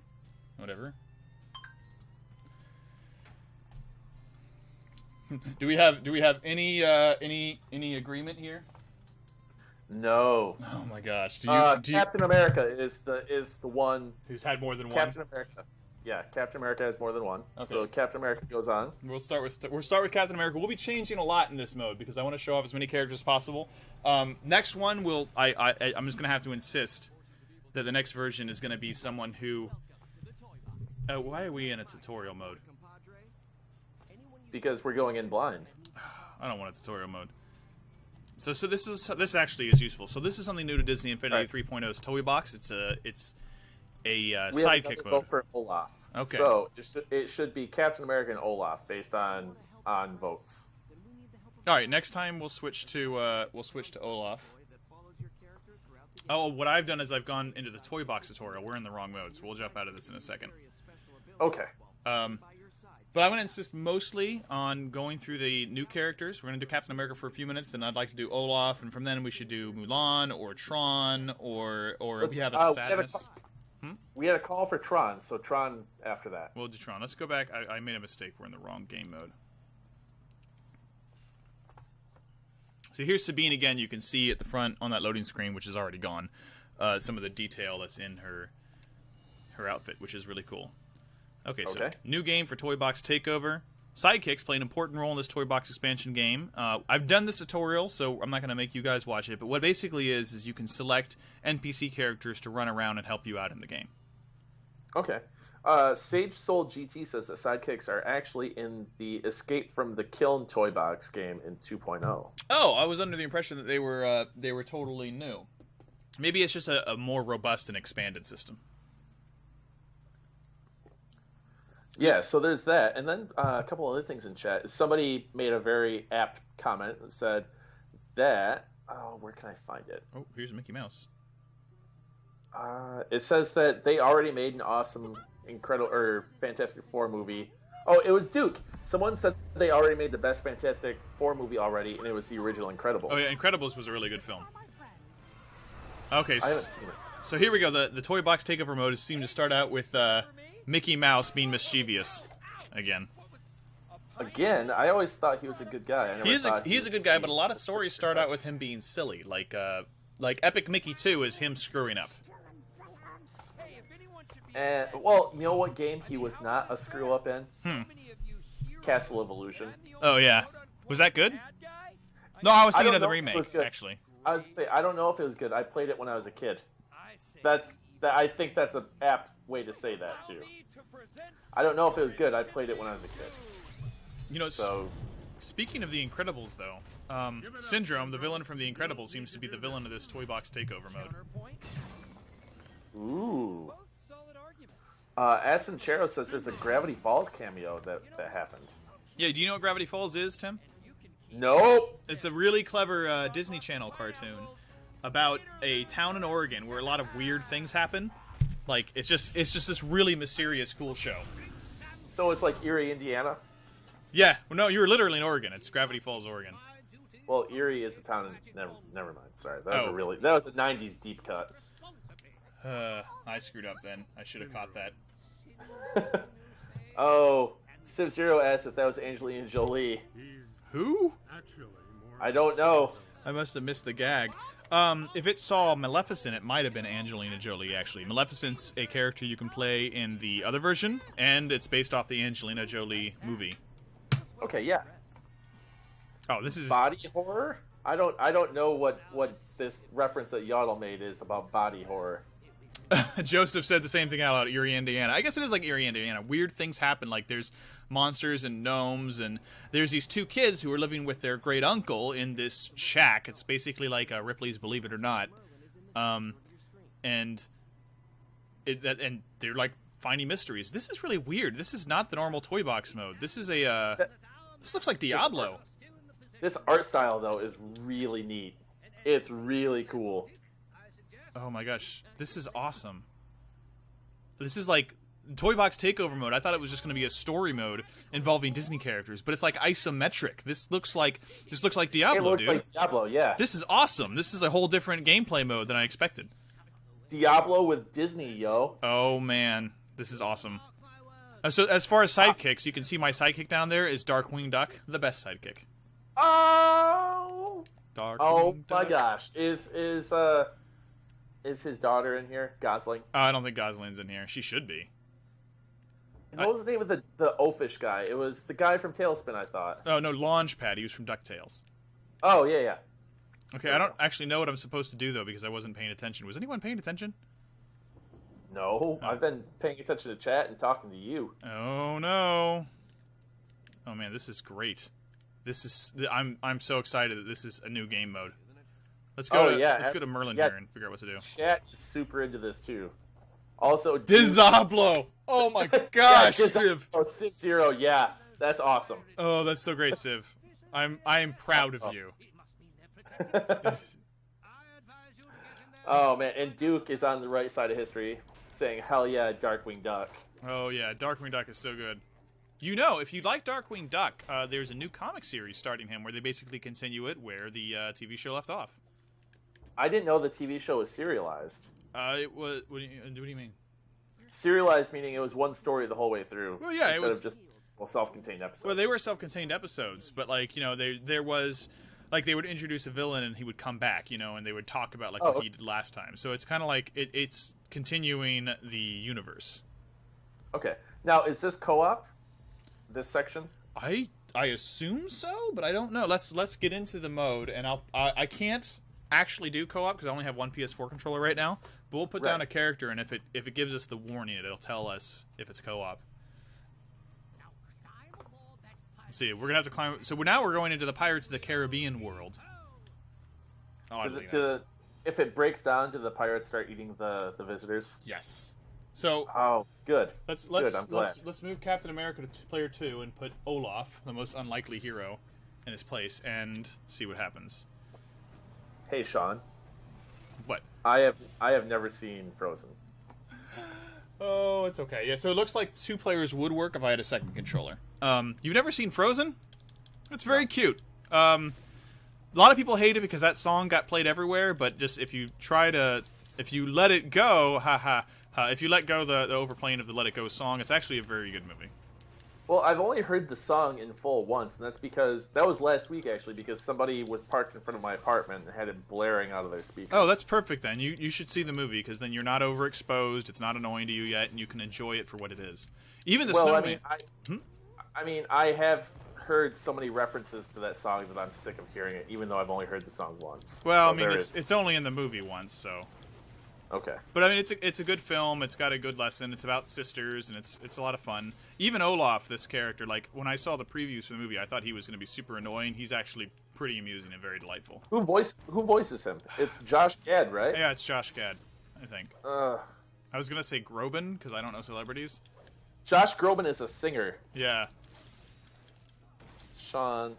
Oh man, this is so cool. I love this isometric thing. Like it's completely changes. And this is why I mean like about Disney Infinity 3.0 getting it right finally. Is is this game mode's existence and how well this works is something I didn't experience owning the other two games. Maybe someone made something like it, but I didn't feel anything like this in the other games. I need to find out who the developer on this is. Of this mode? Yeah, I'm not sure who the developer of this mode is. I think on my little cheat sheet I have here, it's the nearest logo to it is Sumo, but I don't think it's Sumo. All right, so Google tells me it doesn't tell me anything. You know, I'll ask my contact later and see if he can tell me. The ending was fine, but it was hardly revolutionary. This is Ashino talking about, I can't pronounce his name, talking about Frozen. And he's right, like, it was kind of a predictable ending, but it was fun. And that's the truth about Frozen. Frozen falls apart in the last act. The first two acts are great, and the last act is kind of like, okay. I wonder, this is the thing that is just with movies in general. Like, the last act always has a hard time. Movies have a hard time. Joseph is going to hate me for using this idiom, but movies have a hard time nailing the landing. Yeah, and sticking the landing is the idiom. Sticking the landing, yeah. Duke says, don't ever watch Frozen, Tim. Don't, in all caps. He says he hated the ending, made him angry, and don't save it for when you have a kid. Well, the kids will totally watch it forever. Yeah. The answer to what? He says, well, the answer was right there the whole time. I was like, F that. It's like the third half isn't that great, and part of it's weird just because it's a musical, right? And there's a ton of songs in the first two halves of that movie, the first two parts of that movie, and in the last half, like, no songs, just gone. Okay. So it feels kind of weird and out of place, but I think it's an alright film. Built Tripper really likes Brave. Brave is a really good movie. It feels weird though, like it feels like that year was the release where they had Brave and Wreck-It Ralph, and it feels like Pixar should have done Wreck-It Ralph and Disney should have done Brave. Right. But he's right. It has no prince. He says it's notable for not being the only Disney movie without a prince, and he's right. It doesn't. It's all very self-driven. The mother-daughter story is actually quite good. Sage Soul GT says that Escape from the Kiln had this same view in addition to the sidekicks, but it was a bit monotonous and grindy. Huh? Maybe I should play the Escape from the Kiln. Is that a toy box game someone made, or what? I'm to be honest not familiar with that. Just didn't come across it. I like Sub-Zero. Mass Effect had a hard time in the third act. And by the third act, you mean the third game, Sub-Zero? That's funny. He gets points. All right, so I think we've done Olaf for long enough. He's a happy little snowman. What was next on the list? It was Tron? Yes, it was Tron. So we have two Tron figures to choose from. Do we want Korra or the other guy? I'm going to say that Korra's going to look cooler because she's wearing the Tron, like the inside the grid outfit, right? With all the neon and stuff. They're both wearing kind of like neon outfits, but I'm not sure. Oh. I'm not sure which one. Let's just put them on a camera. Let's go for Korra. Let's go for Korra. Let's see Korra. Yeah. Right here. Get rid of you all off. Because I have a massive crush on. Oh God, I forget the name of the lady that portrays her in the films. You have a massive crush on someone whose name you don't know. Yep. Okay, so she's on. You can't see the detail in her, unfortunately, since we're in takeover mode. But you can definitely see her glowing. Oh man, and she's got some cool glowy weapons. Oh, and she's very acrobatic. Okay, I like this so far. She is played by Olivia Wilde, who is super awesome. Oh, I like her weapons. She is excellent. Well, I like Olivia Wilde, so we have a good compromise here. Oh man, she's got some awesome attacks. Right, she is really awesome. She's got like a grappling hook. I mean, she is just in baller mode. Oh my gosh! Yeah, isn't that awesome? This is the best. And everything, oh my gosh, everything she beats up turns into, like, digital information. Pixels. Yeah. Yeah. Lycus84 says to push the right stick. Push the right stick. Nothing happens. Oh, well. I think... right stick zooms in the camera in 2.0, he says. Not in this mode. I so think if it's you fixed. click it... Yeah, I tried that. It didn't do anything. I think it's, just this version doesn't do that. Okay, Sage Soul GT says, just Google Escape from the Kiln. It's a physical toy box game thing. All right, I'm going to check that out. Oh, man, okay, so it must have been an expansion that was added later that I just didn't know about. Oh, yeah, I'm seeing this right now. It's KYLN. KLYN. Well, thank you for that information. So apparently this is very much like Escape from the Kiln, but I think it looks great. So here is I just put my sidekick inside of a cannon, and he shot off, and now he's on the boat, which is apparently going to... Oh, awesome. Oh, awesome. Sean, I like hearing your overwhelming joy. What? I don't know. No, I'm being genuine there. Like you're super excited. And I'm into that. Well, I mean, I'm glad. I think I'm just excited because this is just so much more fun than the last 2 games were for me. Like the last 2 games. This might be the Black Pearl from Pirates of the Caribbean. I think it's supposed to be, but I can't. I don't know. Is the sail? I can't look up to see if the sails are black, but I think it's supposed to be. I think it's the thing. I'm just overjoyed that they feel like they kind of got it right. You know, I mean, it's still a simple game, but I felt like the other 2 versions of the game walked the line of being accessible a little too much for me. So I didn't have as much fun with them as I would have liked. Whereas this game, I'm just having more fun. And the variety really helps. Like, the fact that this game mode is so different from Star Wars and so different from the other Toy Box experiences, and there's racing coming up. The variety really helps us out. And it makes it so clever because they worked with all those different studios to make each one unique and have that different feel. Okay, now this is a question that I think is pretty valid in terms of having all these different developers work on essentially within the same game, even though they're doing different styles of the games. Does it feel cohesive? Even though you have so many different developers working within this. I think so. I mean, even though it's a completely different style here versus what we were playing in Star Wars, everything controls naturally. Like, I didn't have any trouble jumping from thing to thing. You know, from mode to mode. I especially love... I didn't think I would play the Tron characters at all because I hadn't seen the movies, and I'm just not that... I'm not a Tron fan, but, like, the fact that they pixelize the enemies is just such a nice touch. Yeah, so Tron Legacy is actually a very violent movie, and they got away with a lot of gore by using that where they would just pixelate people and de-res them. I saw the second half, and I really liked what I saw. Yeah. That soundtrack is also amazing. It just arrived this week for me on vinyl, and it arrived on the day that I take my receiver into the stereo shop. So I haven't been able to listen to it yet, and that makes me sad. Gosh, your vinyl collection is amazing. No, it's not. It's just it's growing fast, is I guess what I should really say. Yeah. It grows fast as my bank account does the opposite. Yeah, I understand that problem. That's the problem, kids. Don't buy vinyl. Don't get into it because it is worse than drugs. It's kind of like Disney Infinity figures. It very well could be, except vinyl has been around for like 100 or so years. All right, I'm loving Korra, but I got to try out Sam Flynn over here real quick. I bet Sam Flynn is not going to be anywhere near as cool as Korra. I bet he's not. I bet he's going to be awful. But here we go. Let's see what his moves are like. He's got the power disc, and he throws the disc. So so far, not as cool as Korra. Duke says that I made him buy a vinyl. I'm not quite sure. I think that needs a little bit more explanation. A vinyl. Yeah. So did you get a record player, or what does it hip to say? Is it still hip to say record player, or do we say turntable these days? Turntable. Okay, I don't know record player still. Did you get a record player with that, or you just have the vinyl disc for display? He bought the Last of Us soundtrack. Oh yeah. Yeah, that's on eBay for like $300 right now. So, speaking of things that are on eBay, this Disney Infinity, like I said, I went to D23 and I got some Disney Infinity figures, right? Yeah. Let me turn on the webcam. See that Mickey Mouse up there in the left?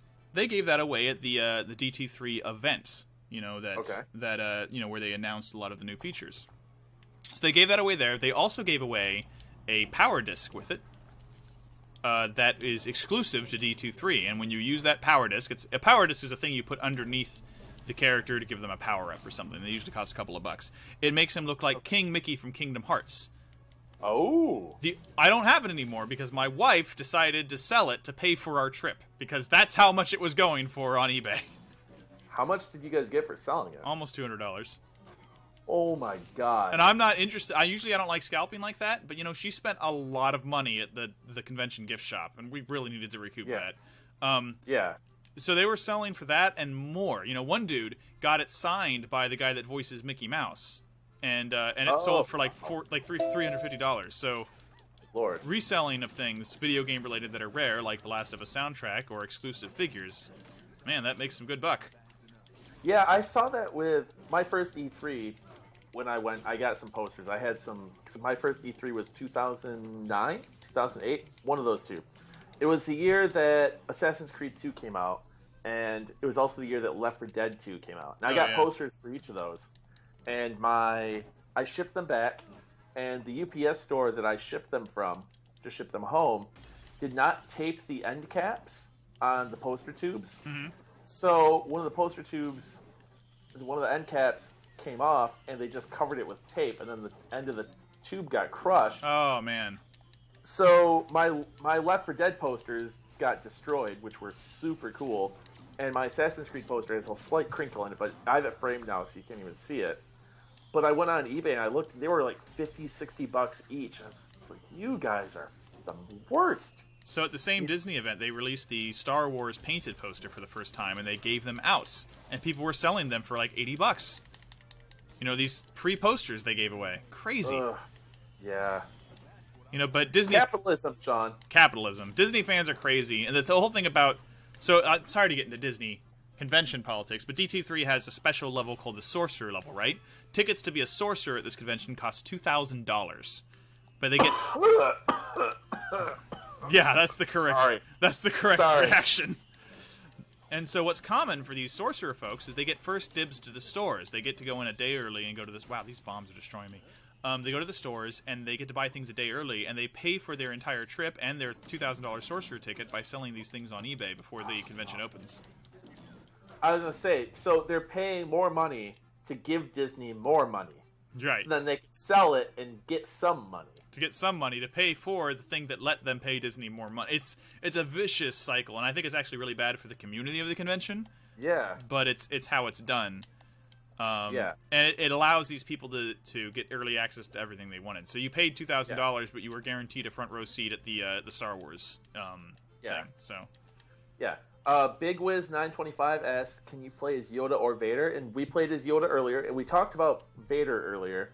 And Sean did. We couldn't play as Vader because Sean went for at the D23 convention that he was just talking about. I went for Yoda. Yeah, there were choices between Yoda and Vader, and he went for Yoda instead. You had to wait in line for like an hour to make that choice, too. Oof. Yeah, it was a long day. Bull Tipper says that same stuff happens at BlizzCon as well, which does not surprise me. Yeah.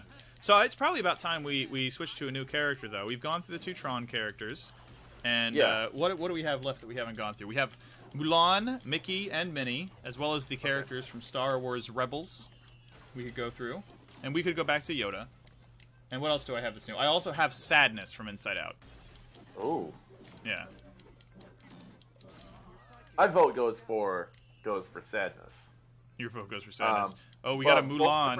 Mulan. I really want to play as Mulan at some point. I'm really excited that Mulan's in this game. Because Mulan is just a really fun movie. Although I don't like Mushu that much. And she's a fun character. We got a Zeb. Zeb is from Rebels. A Mulan. It's two Mulans, so Mulan's going. We got three Mulans. Yes, Joseph. Mulan.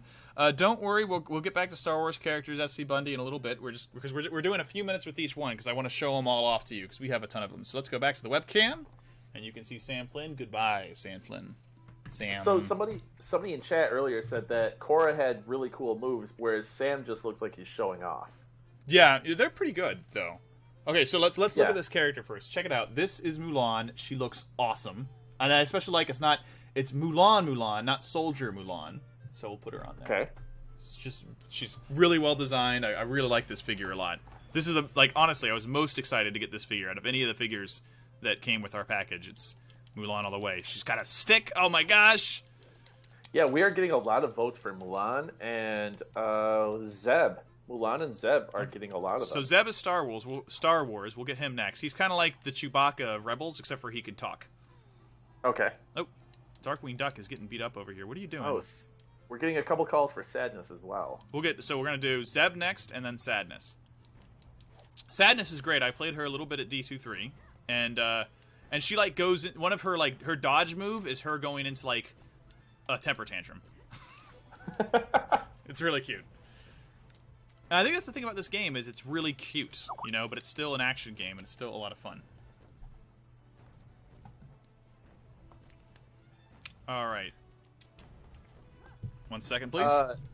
David23 says, "Hello, I'm writing in video game articles for my college class. May I ask some questions?" I think that, David, you definitely can ask a few questions. So if you want to just hold on a second, you can ask those away. I do have a tech problem, so I got to deal with that really quick. I will be right back, though. In the meantime, I will babble on about how much I love how Mulan looks. Uh-oh. Uh-oh, Tim. Tim! Uh-oh. Hello. Tim? Hello? Yeah, I'm here. Tim, you need to put your mic yes. farther away from the... Sorry. We were hearing audio feedback. Oh, sorry about that. I'm fixing that right now. Yeah, mute yourself if you can. We had a slight issue as he took one of his technical problems to be entrance. So Mulan is so far really awesome. She's using her staff, which is, if you saw the movie, which I'm sure you did because you're not a terrible person, the staff is what she would train with. Ooh, and we are dead. So anyone in the chat there, did any of you see Mulan 2? I've been slowly working my way through not just the Disney movies, but the Disney sequels, and there is a Mulan sequel, which is very strange, because she has to escort, I think, 3 princesses to get married, but they want to be independent women, like Mulan. And so it's this whole storyline about that, and her 3 goofy friends from the army wanting to find true love. I just totally got destroyed as Mulan, so instead we're going to switch to Zeb, which was our next character in the thing. We'll go back to Mulan in a little bit.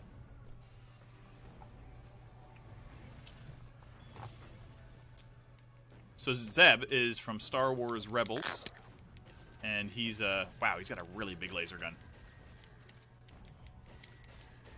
Sounds like you're back, Tim. I am back. It was a very, very brief technical issue. That was a very brief technical issue. Thank you for taking care of that. So we had a viewer who had questions.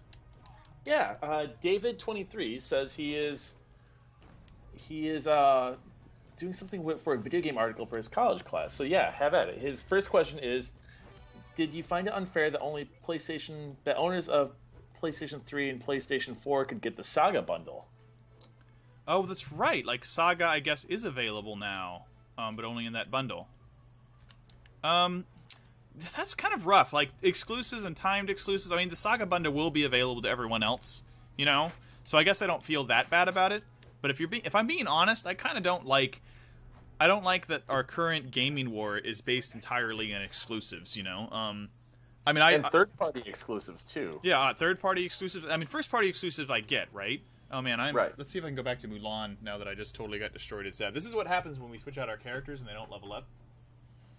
Oh, and I left the cam up too long. I'm sorry, everyone. Let's take that down. Talk to your sidekick for heals. Thank you, Lycus. Oh, she's been defeated and can't be used either. Who did we have to... We had Sadness, right? That's Sadness. Yeah, Sadness. So we're going to put Sadness on. Let me turn the camera on just for a second, because look at her. Look at her. Sadness is just so adorable.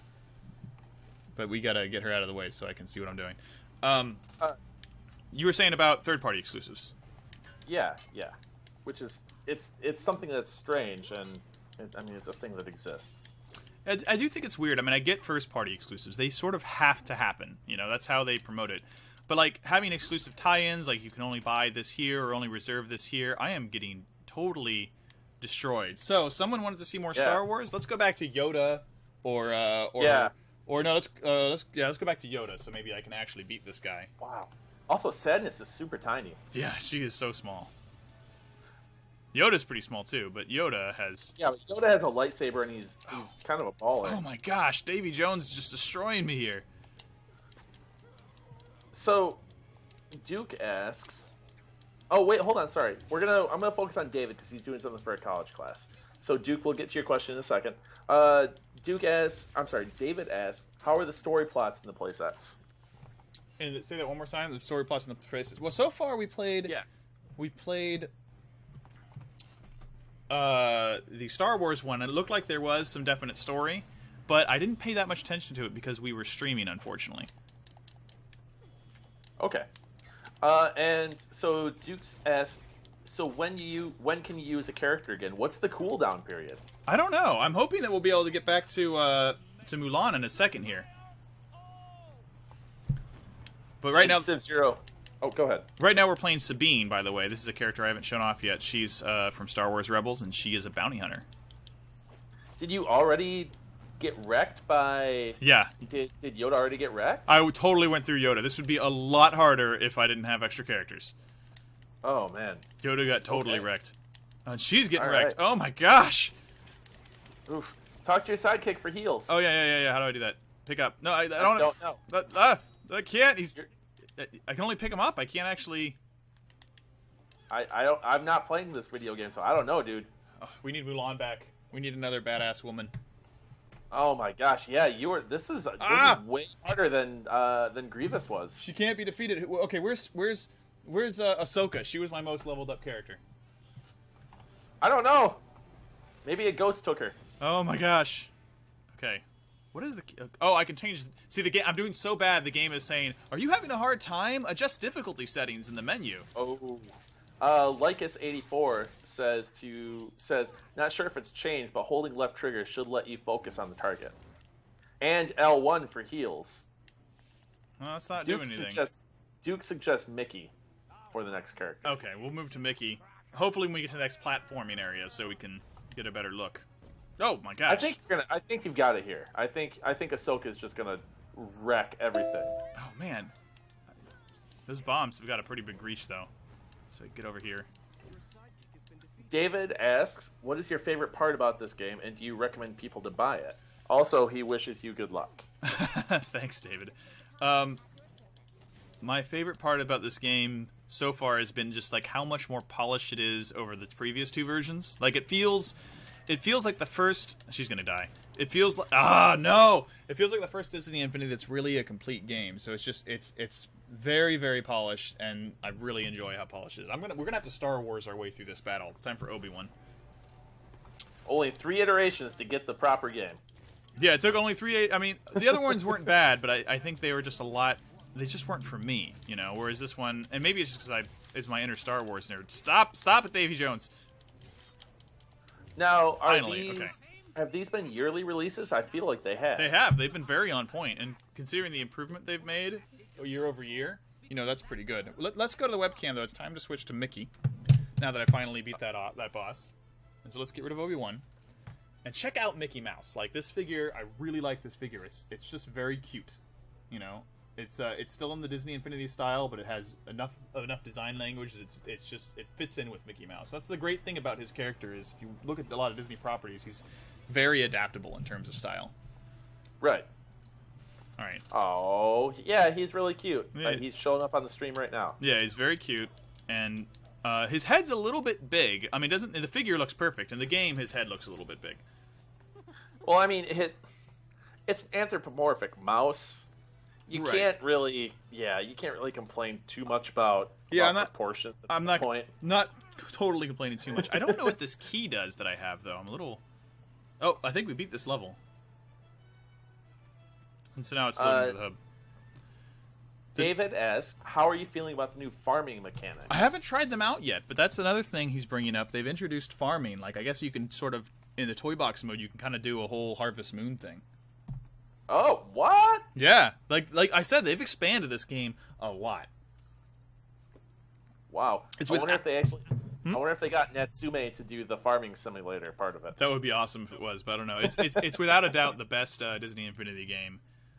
Best Disney Infinity game yet. Okay. Ikari7789 says there's a big cage a while back for that key that you possess. Oh, I totally missed the cage then. Good job, Sean. So, Syndrome is introducing to us a new world called the Hero Destroyer. Violent, scary, and completely terrifying. So, oh well, this sounds great. Let's check it out. Mickey's so short, he almost what happened? Got a loading screen all of a sudden. Mickey's so short, he kind of fits in with Darkwing Duck though. Like he looks like he belongs there. Now we got some really poppy music. I don't know what's happening. You know, this is something that I wanna bring up, and I'm afraid if I do bring it up, it's going to jinx us, but.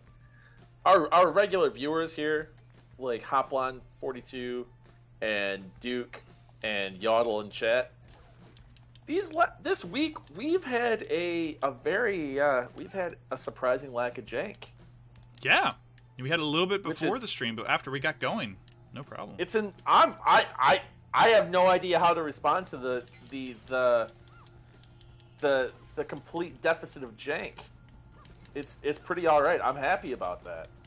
Maybe you're just learning how to do this, man. Well, that there is always that. Why is there a dark cloud following me everywhere I go? Because you're having a bad day.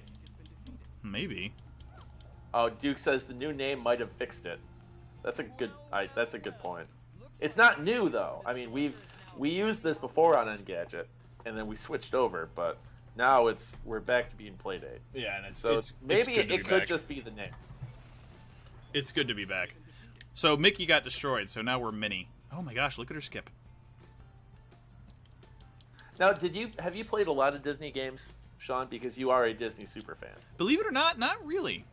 Because Disney games are usually. Oh my gosh, our new sidekick is. Well, we already had a duck. So instead of Scrooge McDuck, let's go for Mabel. She's from Gravity Falls. Not a lot because they usually have the same problem I had with a lot of the other Disney Infinity games, which is that they were sort of they were tuned to a family audience, which means they were just sort of too easy for me. Kind of like the Lego games are a lot of fun, but they're just a little too easy for me. So I have a hard time getting stuck on them, you know? Right. So for a lot of Disney games, I haven't played a ton of them. I've really wanted to get into Disney Infinity because I like how it's, you know, a very open sort of game where you can use anything you want and you can really explore sort of Disney worlds. I'm going the wrong way. I don't know where I'm going. But I don't. Duke says that Dark Cloud following you around is Walt Disney. Oh, come on. Walt was a sweetheart. Don't you speak bad of Uncle Walt. Possibly a what? Also possibly a Freemason. Right? Oh, possibly. Wow, well, look at this. There's a little weird glitch going on here. It's pretty interesting. Minnie has a really, really powerful attack. I don't know. He might have been a Freemason. I don't know too much about the Freemasonry. I know there are a lot of claims, of course. Anyone who's sufficiently famous and mysterious because they've passed away, we have lots of rumors about them. Some substantiated, some not. There's a lot of people. My favorite totally false Walt rumor is that he was a Nazi and an anti-Semite. And I was like, man, do you know how many Jewish people worked at the Walt Disney Studios? Pretty much all of them. You know, you just go down the name of people who made Disney and Disneyland happen. Yeah. You know, but he did have some anti-union stuff, so that's definitely true. If you've heard of that stuff, there was quite a lot of issues with that. Anson Chiro says you cannot possibly call The Lion King too easy. Too easy? Oh well, no, those are classic Disney games. That's different, man. Yeah, that's what I meant in general. Like, did you play a lot of Disney games when you were growing up? Because I played Aladdin and I played Castle of Illusion, a couple other things too, and they were difficult. The ones that I played, right? Like the modern ones, I don't play too much. You want to talk classic like NES games, the ones that Capcom made? Those are actually not only are they super hard, they're usually phenomenal games. Like DuckTales is such a great game. You know, I love DuckTales. I haven't played too much Castle of Illusion, but it was good. Lion King is of course super hard, almost too hard. I didn't play Lion King. It was SNES. It was like Aladdin. Like Aladdin, if you ever played that, it's a beautifully animated 16-bit game. Yeah, Aladdin was great. I really enjoyed Aladdin. So it's very much like that, and so I played a lot of those games, and I really enjoyed them. More of modern games, not so much. My wife played Disney's Magical World or something. It's a DS game, and she put.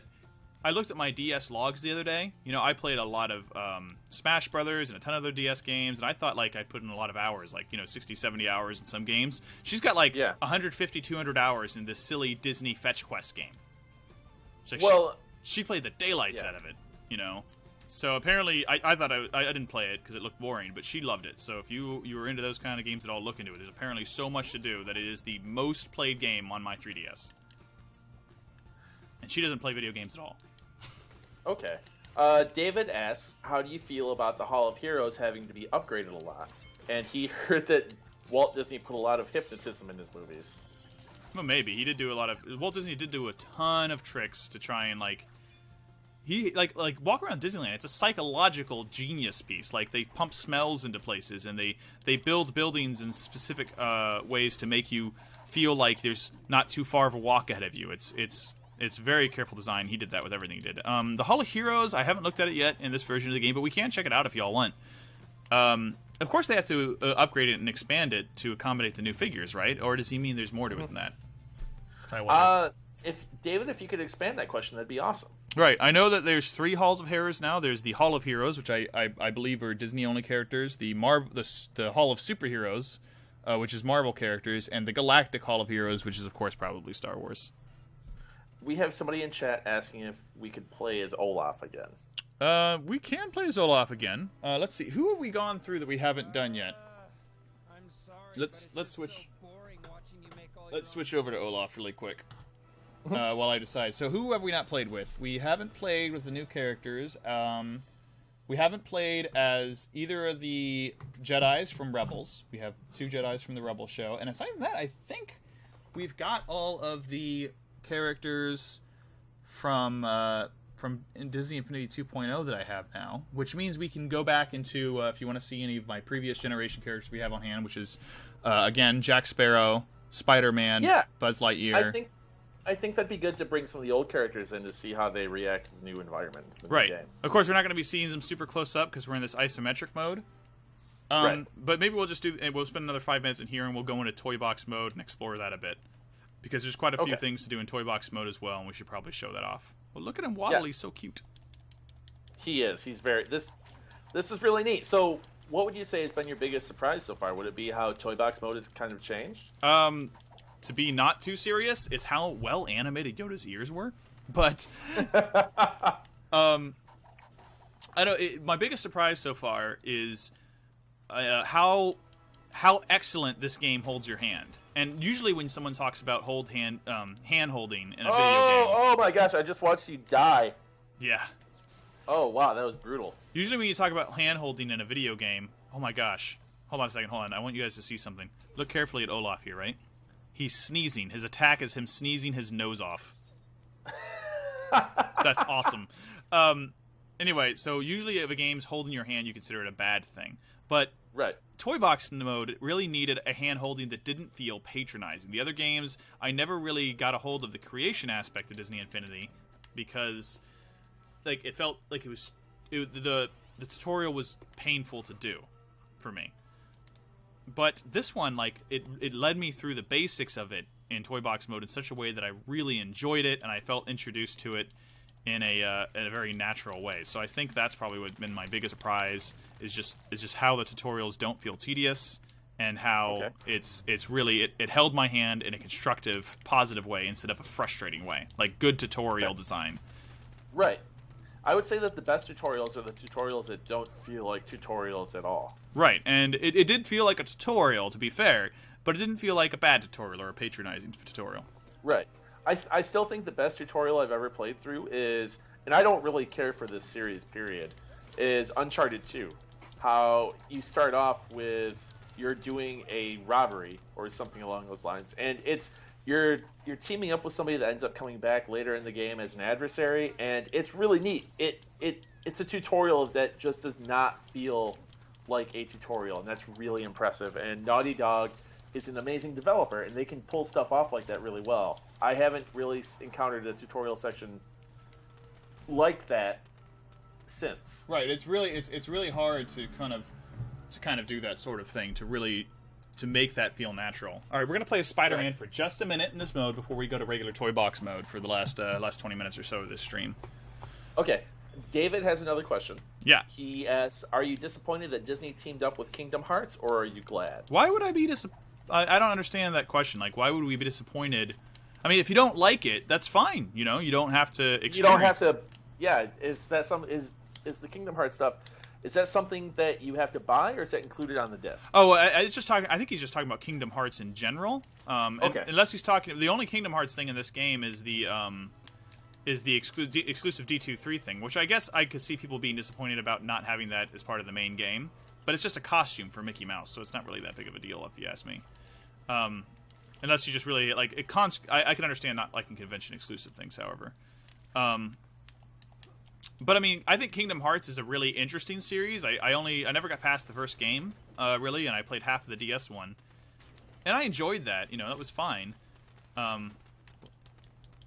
Oh, I see what's happening. I don't have control of my own weapon in this mode. The bad guy in Toy Box Takeover is not allowing me to use my own moves.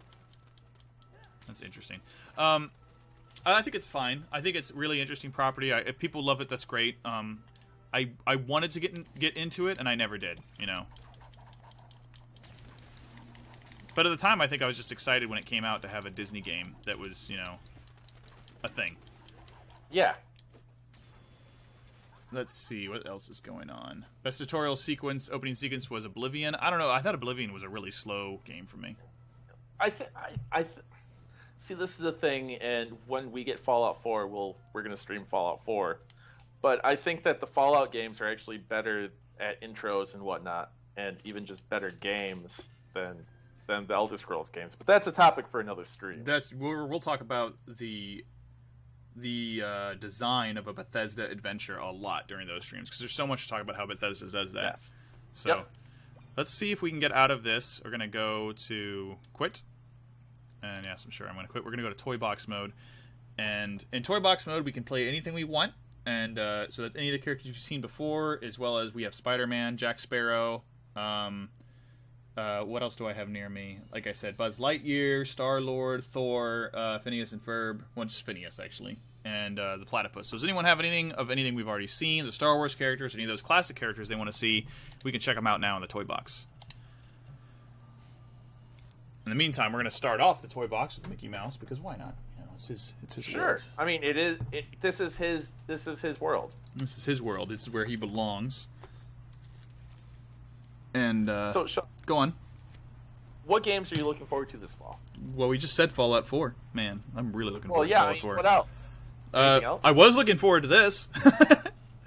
Definitely some other things. I'm still looking forward mostly to games that just aren't going to be out for a while, like Star Citizen and No Man's Sky, because I've really always loved flight simulators, you know, and just the fact that we're having these space simulators coming back is a huge deal to me, you know. Well, you could play Star Citizen right now on your PC. Right, but you can't play the full game. You can just play this flight demo we have, you know. Oh, okay. I thought it was just the game was in beta. No, it's in development still. So the first-person shooter mode's gone. The open universe isn't there yet. You know, they're still working on a lot of it. Got it. Okay. And so here we go. I want to show you guys.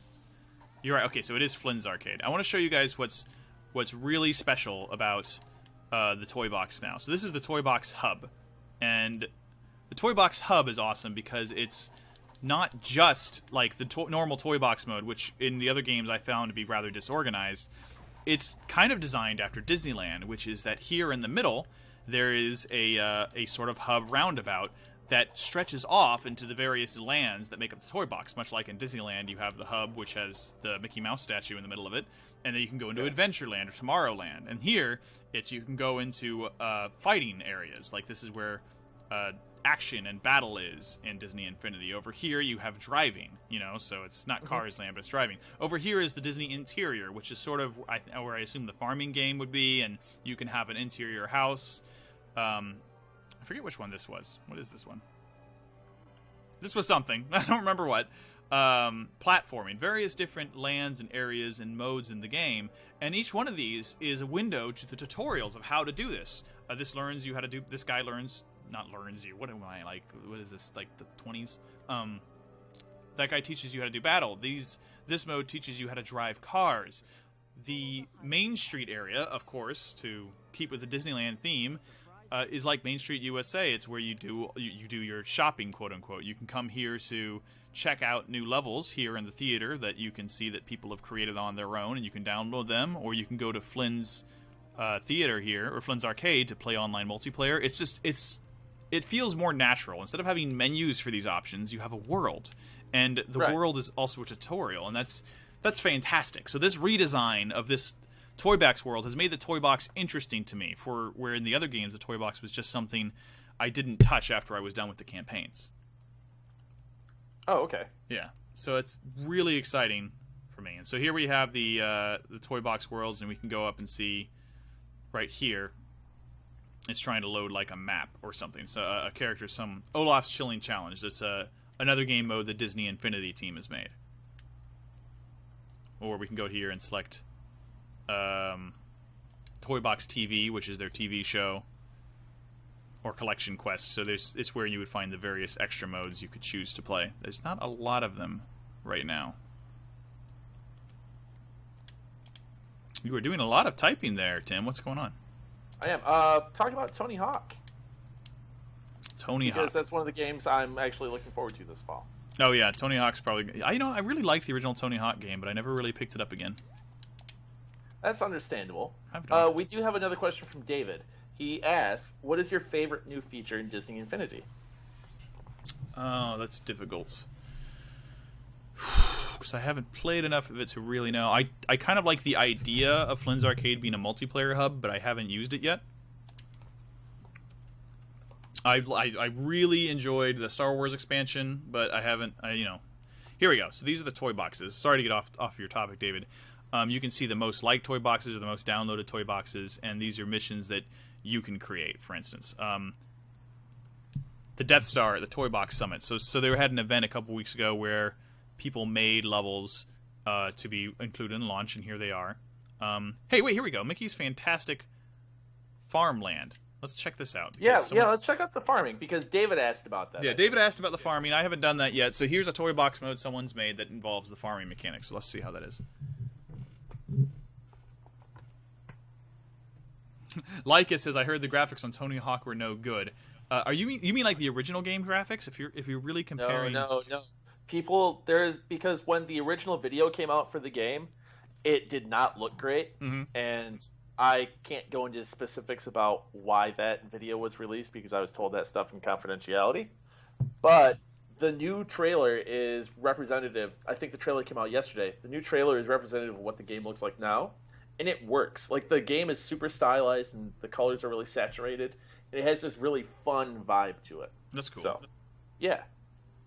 I saw the second trailer, I think, and I thought it looked really good. I just haven't played a Tony... So, wait, have you played all the Tony Hawk games, Tim? I skipped a lot of the crappy ones after 4. Like the one with the motion board? Did you play that one? I did, and it was bad. Yeah, I remember seeing it at the clearance store for like $10 with the board, and I didn't even bother to pick it up. I don't feel bad about that. No, it's not good. Those were not good. The board hurt my feet. They had you put, like... Okay, so you know how Velcro has the hook side, right? And then there's the loop side. Well, they had you put self-adhesive strips on the bottom of the loop side so you wouldn't slide all over your living room. That's so weird. Yep. Well, David says that we answered all of his questions and that he needed, and he's going to buy this game because it looks like fun. And now he's just going to watch the stream. Great. We have a little bit of time left. Let's get Uncle Scrooge in here. I don't know how to do this farming mechanic, though. I know that was a new thing, and people were excited about it. I have no idea what I'm doing, though. Go away. Well, that doesn't change much from the fact of how you regularly are working. You don't have much of an idea of what you're doing. Yeah, my whole life is a collection of confusion. We can't ride horses, though. Errors. Indeed. Okay. So let's do this since this is already made and we don't have to create our own worlds. Let's go check out what these what's over here, which is Splash Mountain. Let's go to Splash Mountain. Oh. Yeah. I don't know why Splash Mountain is in this toy box world that someone's made, but I am all about that. I don't see a... Here we go. So this is for theme park fans. There's theme park stuff, like, all around the toy box. Like, you can ride Space Mountain, you can ride Splash Mountain. There's a ride for the Matterhorn. That was a very short rendition of Splash Mountain. Okay, I guess I'm done with that. Oh my gosh, it's slowing the game down. I don't know how to get off of this thing, Tim. Uh-oh. Uh-oh. Okay, we saved it. Okay. So we only have about 10 minutes left, guys, and it's been great streaming with you, but I want to ask, again, like, since we showed you a lot of the characters in Toy Box Takeover's isometric mode, why don't we use this as a chance to give you an up-close look at some of the favorites, since we're... Yeah, let's do that. At free-range camera mode. Good. Yeah, so right now we have Mickey. You've already seen plenty of him, I think. He's just cute old Mickey Mouse, and I wanted to see something. He seems to be throwing hats and bones and brushes. Where is he getting these from? Magic. Disney magic. Pure effing magic. That's his weapon. Oh, some of it's paint. Okay. So that's what Mickey. But who do we want to see next? Well, we figured that out. Lycius84 says he has his morning, or he or she rather, has their morning planned to buy all the figures at each store when they open. Oh man. Wow. So Wow, that's an investment. Lysis is you're probably one of the hardcore guys. It's like with Amiibo, you got to check them. Not only do you have to have the investment, because it is very expensive to collect all these, it's really hard to chase them all down. I've known people to drive, 30 or 40 miles to go to a Best Buy because they happen to know that one has what they're looking for in stock, Oh, I know what characters we didn't show, actually. We didn't show the leftover Rebels characters. Let's see a little Star Wars. David, I am not going to repeat what you just said on the stream. That's not going to happen. Sorry. Yeah, no, that's not okay. Keep it clean, guys. Yeah, you guys have one. David, we're going to give you a pass on that because you were asking about a bunch of stuff for school, but you got to keep it clean. We give you guys one warning, and then we got to boot you if you keep up the blue language, as it were. Unless you give a spoiler to a movie or a show or something we're talking about. Oh, yeah, then you're out. Then you're out right away. Yeah, and that's just...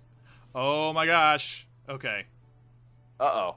Sorry. Sean, what's happening? I'm excited. I'm excited. Okay, we're not going to show off the Star Wars guy anymore. He's gone because we're going to put in Sadness from Inside Out. Star Wars guy looks really overpowered. He has a blaster and also a light. Oh, it's even better. I'll show his apprentice from that show. His lightsaber is a blaster. What? It's both. It's awesome. I haven't played him in this, but in the show, it's really cool. We're Sadness because sadness is the emotion of sadness in the character of Riley from the movie Inside Out. And Riley had an imaginary friend in that movie called Bing Bong, and this is Bing Bong's rocket ship. And I'm just really excited it's in this game. Look at his rainbows coming out of the back of it. And it's a radio flyer with cardboard wings. It doesn't get better than this. What? Oh my gosh. And I'm a bad driver. I am such a bad driver. Are the 2.0 and 1.0 characters updated? They look the same in the game, but they do have the same skill progression tree that was introduced in 2.0. I don't know if they've added any new features beyond that, but they are around. So the great thing about this, you can see this. I'm really excited for this radio flyer. This is one of the vehicles I believe that will be available in the racing game that comes out later this year. So there's quite a lot of vehicles. Do you want to know how to make radio flyers instantly sad? No. But you make a movie about child abuse called Radio Flyer. That's really good, but also makes you really sad when you think about radio flyers. Oh yeah, I think I saw that as a kid. Isn't like the girl or kid in that movie trying to turn the radio flyer into like an actual airplane? Yeah, it's I think you're thinking of Fly Away Home, which was about geese, but Radio Flyer was with Tom Hanks and what's his name? The guy from Wilfred, and he was Frodo, whose name I forget. And Joseph Mazzello was in it as well. And it was a movie about child abuse, and it was really, really, really sad. Well, thanks for ruining my childhood. Also, Lorraine Bracco was in it as well, and she was Henry Hill's wife in Goodfellas, and she also played Dr. Melfi on The Sopranos. Well, okay. So remember how I was telling you about the lightsaber guy? Yeah. This is Ezra. All right, he's the new apprentice in Star Wars Rebels, and he has a lightsaber. And his lightsaber, if you look very carefully, is also his gun, which is awesome. It kind of makes you think, why didn't someone think of that sooner? Yeah, true. Good point. Elijah Wood is the name Joseph says. Oh yeah, Elijah Wood. Yep, that's it. Yeah, he's in it. It's a very good film. It's powerful. It's very sad though. There's a buffalo in it. There is a buffalo in it? There's a buffalo. I was like, does anyone want any close-ups of any other characters? We still have a few minutes. We've got Yoda, we've got Olaf, we've got the Tron folks, and we still have some things left over from the last game, like Captain America and Thor. No? Okay, so N Darkhouse says he's trying to figure out which console to buy where this game would look better, PlayStation 4 or Xbox One. So everything... I'm a little biased because I don't have a PlayStation 4. I mean, I don't have an Xbox One. You don't have an Xbox One, rather. But also, it should be noted that every time they've shown off this game at an event, Disney has chosen PS4. So this is probably their platform of choice. If you have both systems, I might go with PlayStation 4 because I think if that's their development-first platform, I always try and go with development-first platforms. Yep. Much like how the team that worked from Criterion that worked on Burnout Paradise, their development platform of choice was the PlayStation. So all of their games always ran better and had better stuff on the PlayStation. Right. I mean, I'm sure it'll run okay, but as the guy that's played this game for 2 generations on the not platform choice Wii U, I'm so much happier playing it on the PlayStation 4. It runs in a much better frame rate. It works like it's supposed to, whereas sometimes on the Wii U it felt broken, and I didn't know if that was because it was a bad port or if because the Wii was just underpowered, you know? And that's always really unfortunate because not everybody can afford to have every console. And in a perfect world, every game would run well across every platform. But we don't live in a perfect world. So... Right. I made a choice because it was easier. One of the reasons I got on the Wii U is because the Wii U gamepad serves as a cheat sheet for weapons and moves in a lot of different games, you know? And so I intentionally got at that so it would be easier for my wife, who's not as familiar with some games, to be able to know what she's doing. But it's just a better experience on the PS4. So just don't get it on the Wii U. Unless all you have... There you have it, folks. Yeah. Unless all you have is a Wii U, then get it on the Wii U if you want to play it, because, you know, it seems like a lot of fun. Let's Stitch191 asks if you could show the new interior. Oh yeah, we can definitely go to the interior. That's a good point. Let's check that out. And somebody earlier asked for Hall of Heroes as well. All right, we'll finish up with that. We'll check out the interior really quick. We'll go to the Hall of Heroes, and then that's about time. We'll be ready to wrap it up. We'll go a few minutes over for that. Oh, this is the Nightmare Before Christmas area, isn't it? Yeah. It's based. There isn't a game mode for Nightmare Before Christmas, but there is an area for Nightmare Before Christmas in the toy box. In fact, I switched to. I keep forgetting that Nightmare Before Christmas was a Disney movie. Well, it was distributed by Disney, but I don't think they made it. But they own the property. Right. Oh, that's so strange to me because that is super dark, and it's just way off tone for Disney. So you know how I said I was going to Disneyland for Halloween? Mm-hmm. You know Disney's Haunted Mansion ride? Yes. In Disneyland during Halloween, it turns into a Nightmare Before Christmas ride that goes until January. Oh, that's super cool. It's a really awesome overlay. So this is the interior. I haven't done much with it yet. Apparently you can't jump in the interior, which is interesting. Oh, there it goes. Now I can jump. And I haven't done much with it except for change the walls to the gravity fall walls and add on a second room with Small World walls, or Fantasyland walls. Sure. I'll just pretend to know what that means. You know what Small World is. Oh yeah. It's a small world after all. Oh, come on, let's sing. Nope. Oh, maybe. That'd be a good way to... We'll end the stream that way. We'll sing. No. So this is the interior. You can expand the rooms on it, make it quite large. I don't have a lot to say about it, unfortunately, since I haven't added anything to it yet. You can use it. I've seen interiors by other people that look like log cabins like this. I've seen people create like the Avengers headquarters. Some of the interiors you can do are really cool. So you can... This is totally customizable. This is your kind of home base. Why don't I show you? Let's see. You can get a magic wand here. Looks like a crayon. And you could say, okay, I want to get rid of this piano or something. You can just throw Scrooge McDuck off an elevator. Right. You can change the logic properties, so there's interactions with the pianos that'll do certain things. Or you can decide maybe you don't want it anymore and you can choose to delete it. Like I can put it away to the toy box and it'll disappear. Or you can go into this creative mode and add anything to your interior you want. And this is the same mode that's used to create adventures in the mode. So let's add a room just so we can kind of get an example for someone. Okay. Yodel says he prefers the vanilla Haunted Mansion over the Nightmare Before Christmas version. That's totally valid. Overall, the vanilla Haunted Mansion is... Is there a secret door? What? Oh my gosh, I just put a room behind a secret door. Oh, that's so cool. Behind a bookshelf. Yeah, so I think the vanilla Haunted Mansion... It's behind a bookshelf. Yeah, I think the vanilla Haunted Mansion is, I agree, overall a better thing. But the overlay is fun, and it's nice to have it for a little while, you know? So that's how the interior works. I just created a room, and I just changed the walls. Why don't we change characters one more time? And I need to show off the Hall of Heroes, because we're actually over time right now. We're over time. We're going to spend the overtime and go check out the Hall of Heroes. So let's turn into Mulan, and we'll check out the Hall of Heroes, because I know that's an essential part of this game for a lot of people.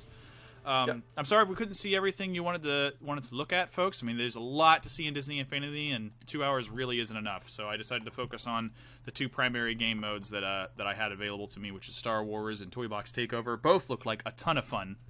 But Toy Box is, of course, a world of its own, you know? Yeah. Yeah, this game looks super, super neat. Because I'm not the type of person to collect stuff like this, a lot of this game would be lost on me, and I wouldn't have the same experience as everybody else. From a distance, I can say that this game is really neat, and I could recommend it to somebody to buy, but it's not for me. Like if as it were. The great thing about Disney Infinity is it's the end of video games for Disney because it gives them the opportunity to have one platform. Like now they have a Star Wars game for 2 Star Wars properties, and there's going to be a Force Unleashed game too. It gives them a property in which they can. Force Awakens. Force Awakens, right? Sorry, Force Unleashed is Force another Unleashed video game. was a video game though, but it was really good. The first one was really good. This is cool, man. The Call of Galactic Heroes is the end of A New Hope. Oh, whoa, that's really cool. Yeah. Except for I don't. Oh, here we go. And so you can see, just like in the normal Hall of Heroes, over here there's sparks around bases for characters I already have. And if I go up to them, they should materialize. Oh, no, go to Toy Box TV. I don't want to watch that. This is super cool. I like that this is the end of New Hope. That's really well implemented. Oh, here we go. And so now it's showing I've unlocked this character, and it's giving me like this little preview of who he is. And he'll, as soon as this little cutscene's done, it'll give us a statue. Yeah, that's actually a really cool Toy Box design.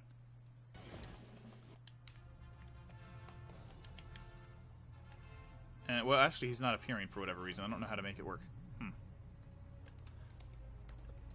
So maybe this is what they meant by how they changed Hall of Heroes, because my heroes are not appearing in the hall.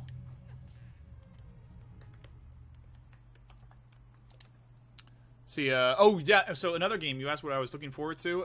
End Dark Call just called it a Battlefront. I'm really looking forward to. Oh, okay. Yeah. So it's there's no Power Disc album for 3.0. I guess that's true. There isn't a Power Disc album. I have a Power Disc for, of all things, Mace Windu that I forgot to show off. And let's go to the regular Hall of Heroes. That was the Star Wars one. Let's go to the regular one because I'm sure people are asking that, and then we'll call it quits, guys. Okay.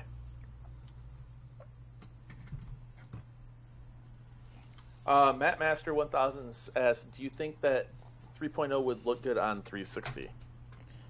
It would probably look about how it would look on the Wii U, to be honest, and it would look okay. You know, to be honest, this is sharper, but on the Wii U, I thought it was fine. You know, I didn't have any I didn't have any problem playing it. But could you go back to playing the Wii U version after playing this one?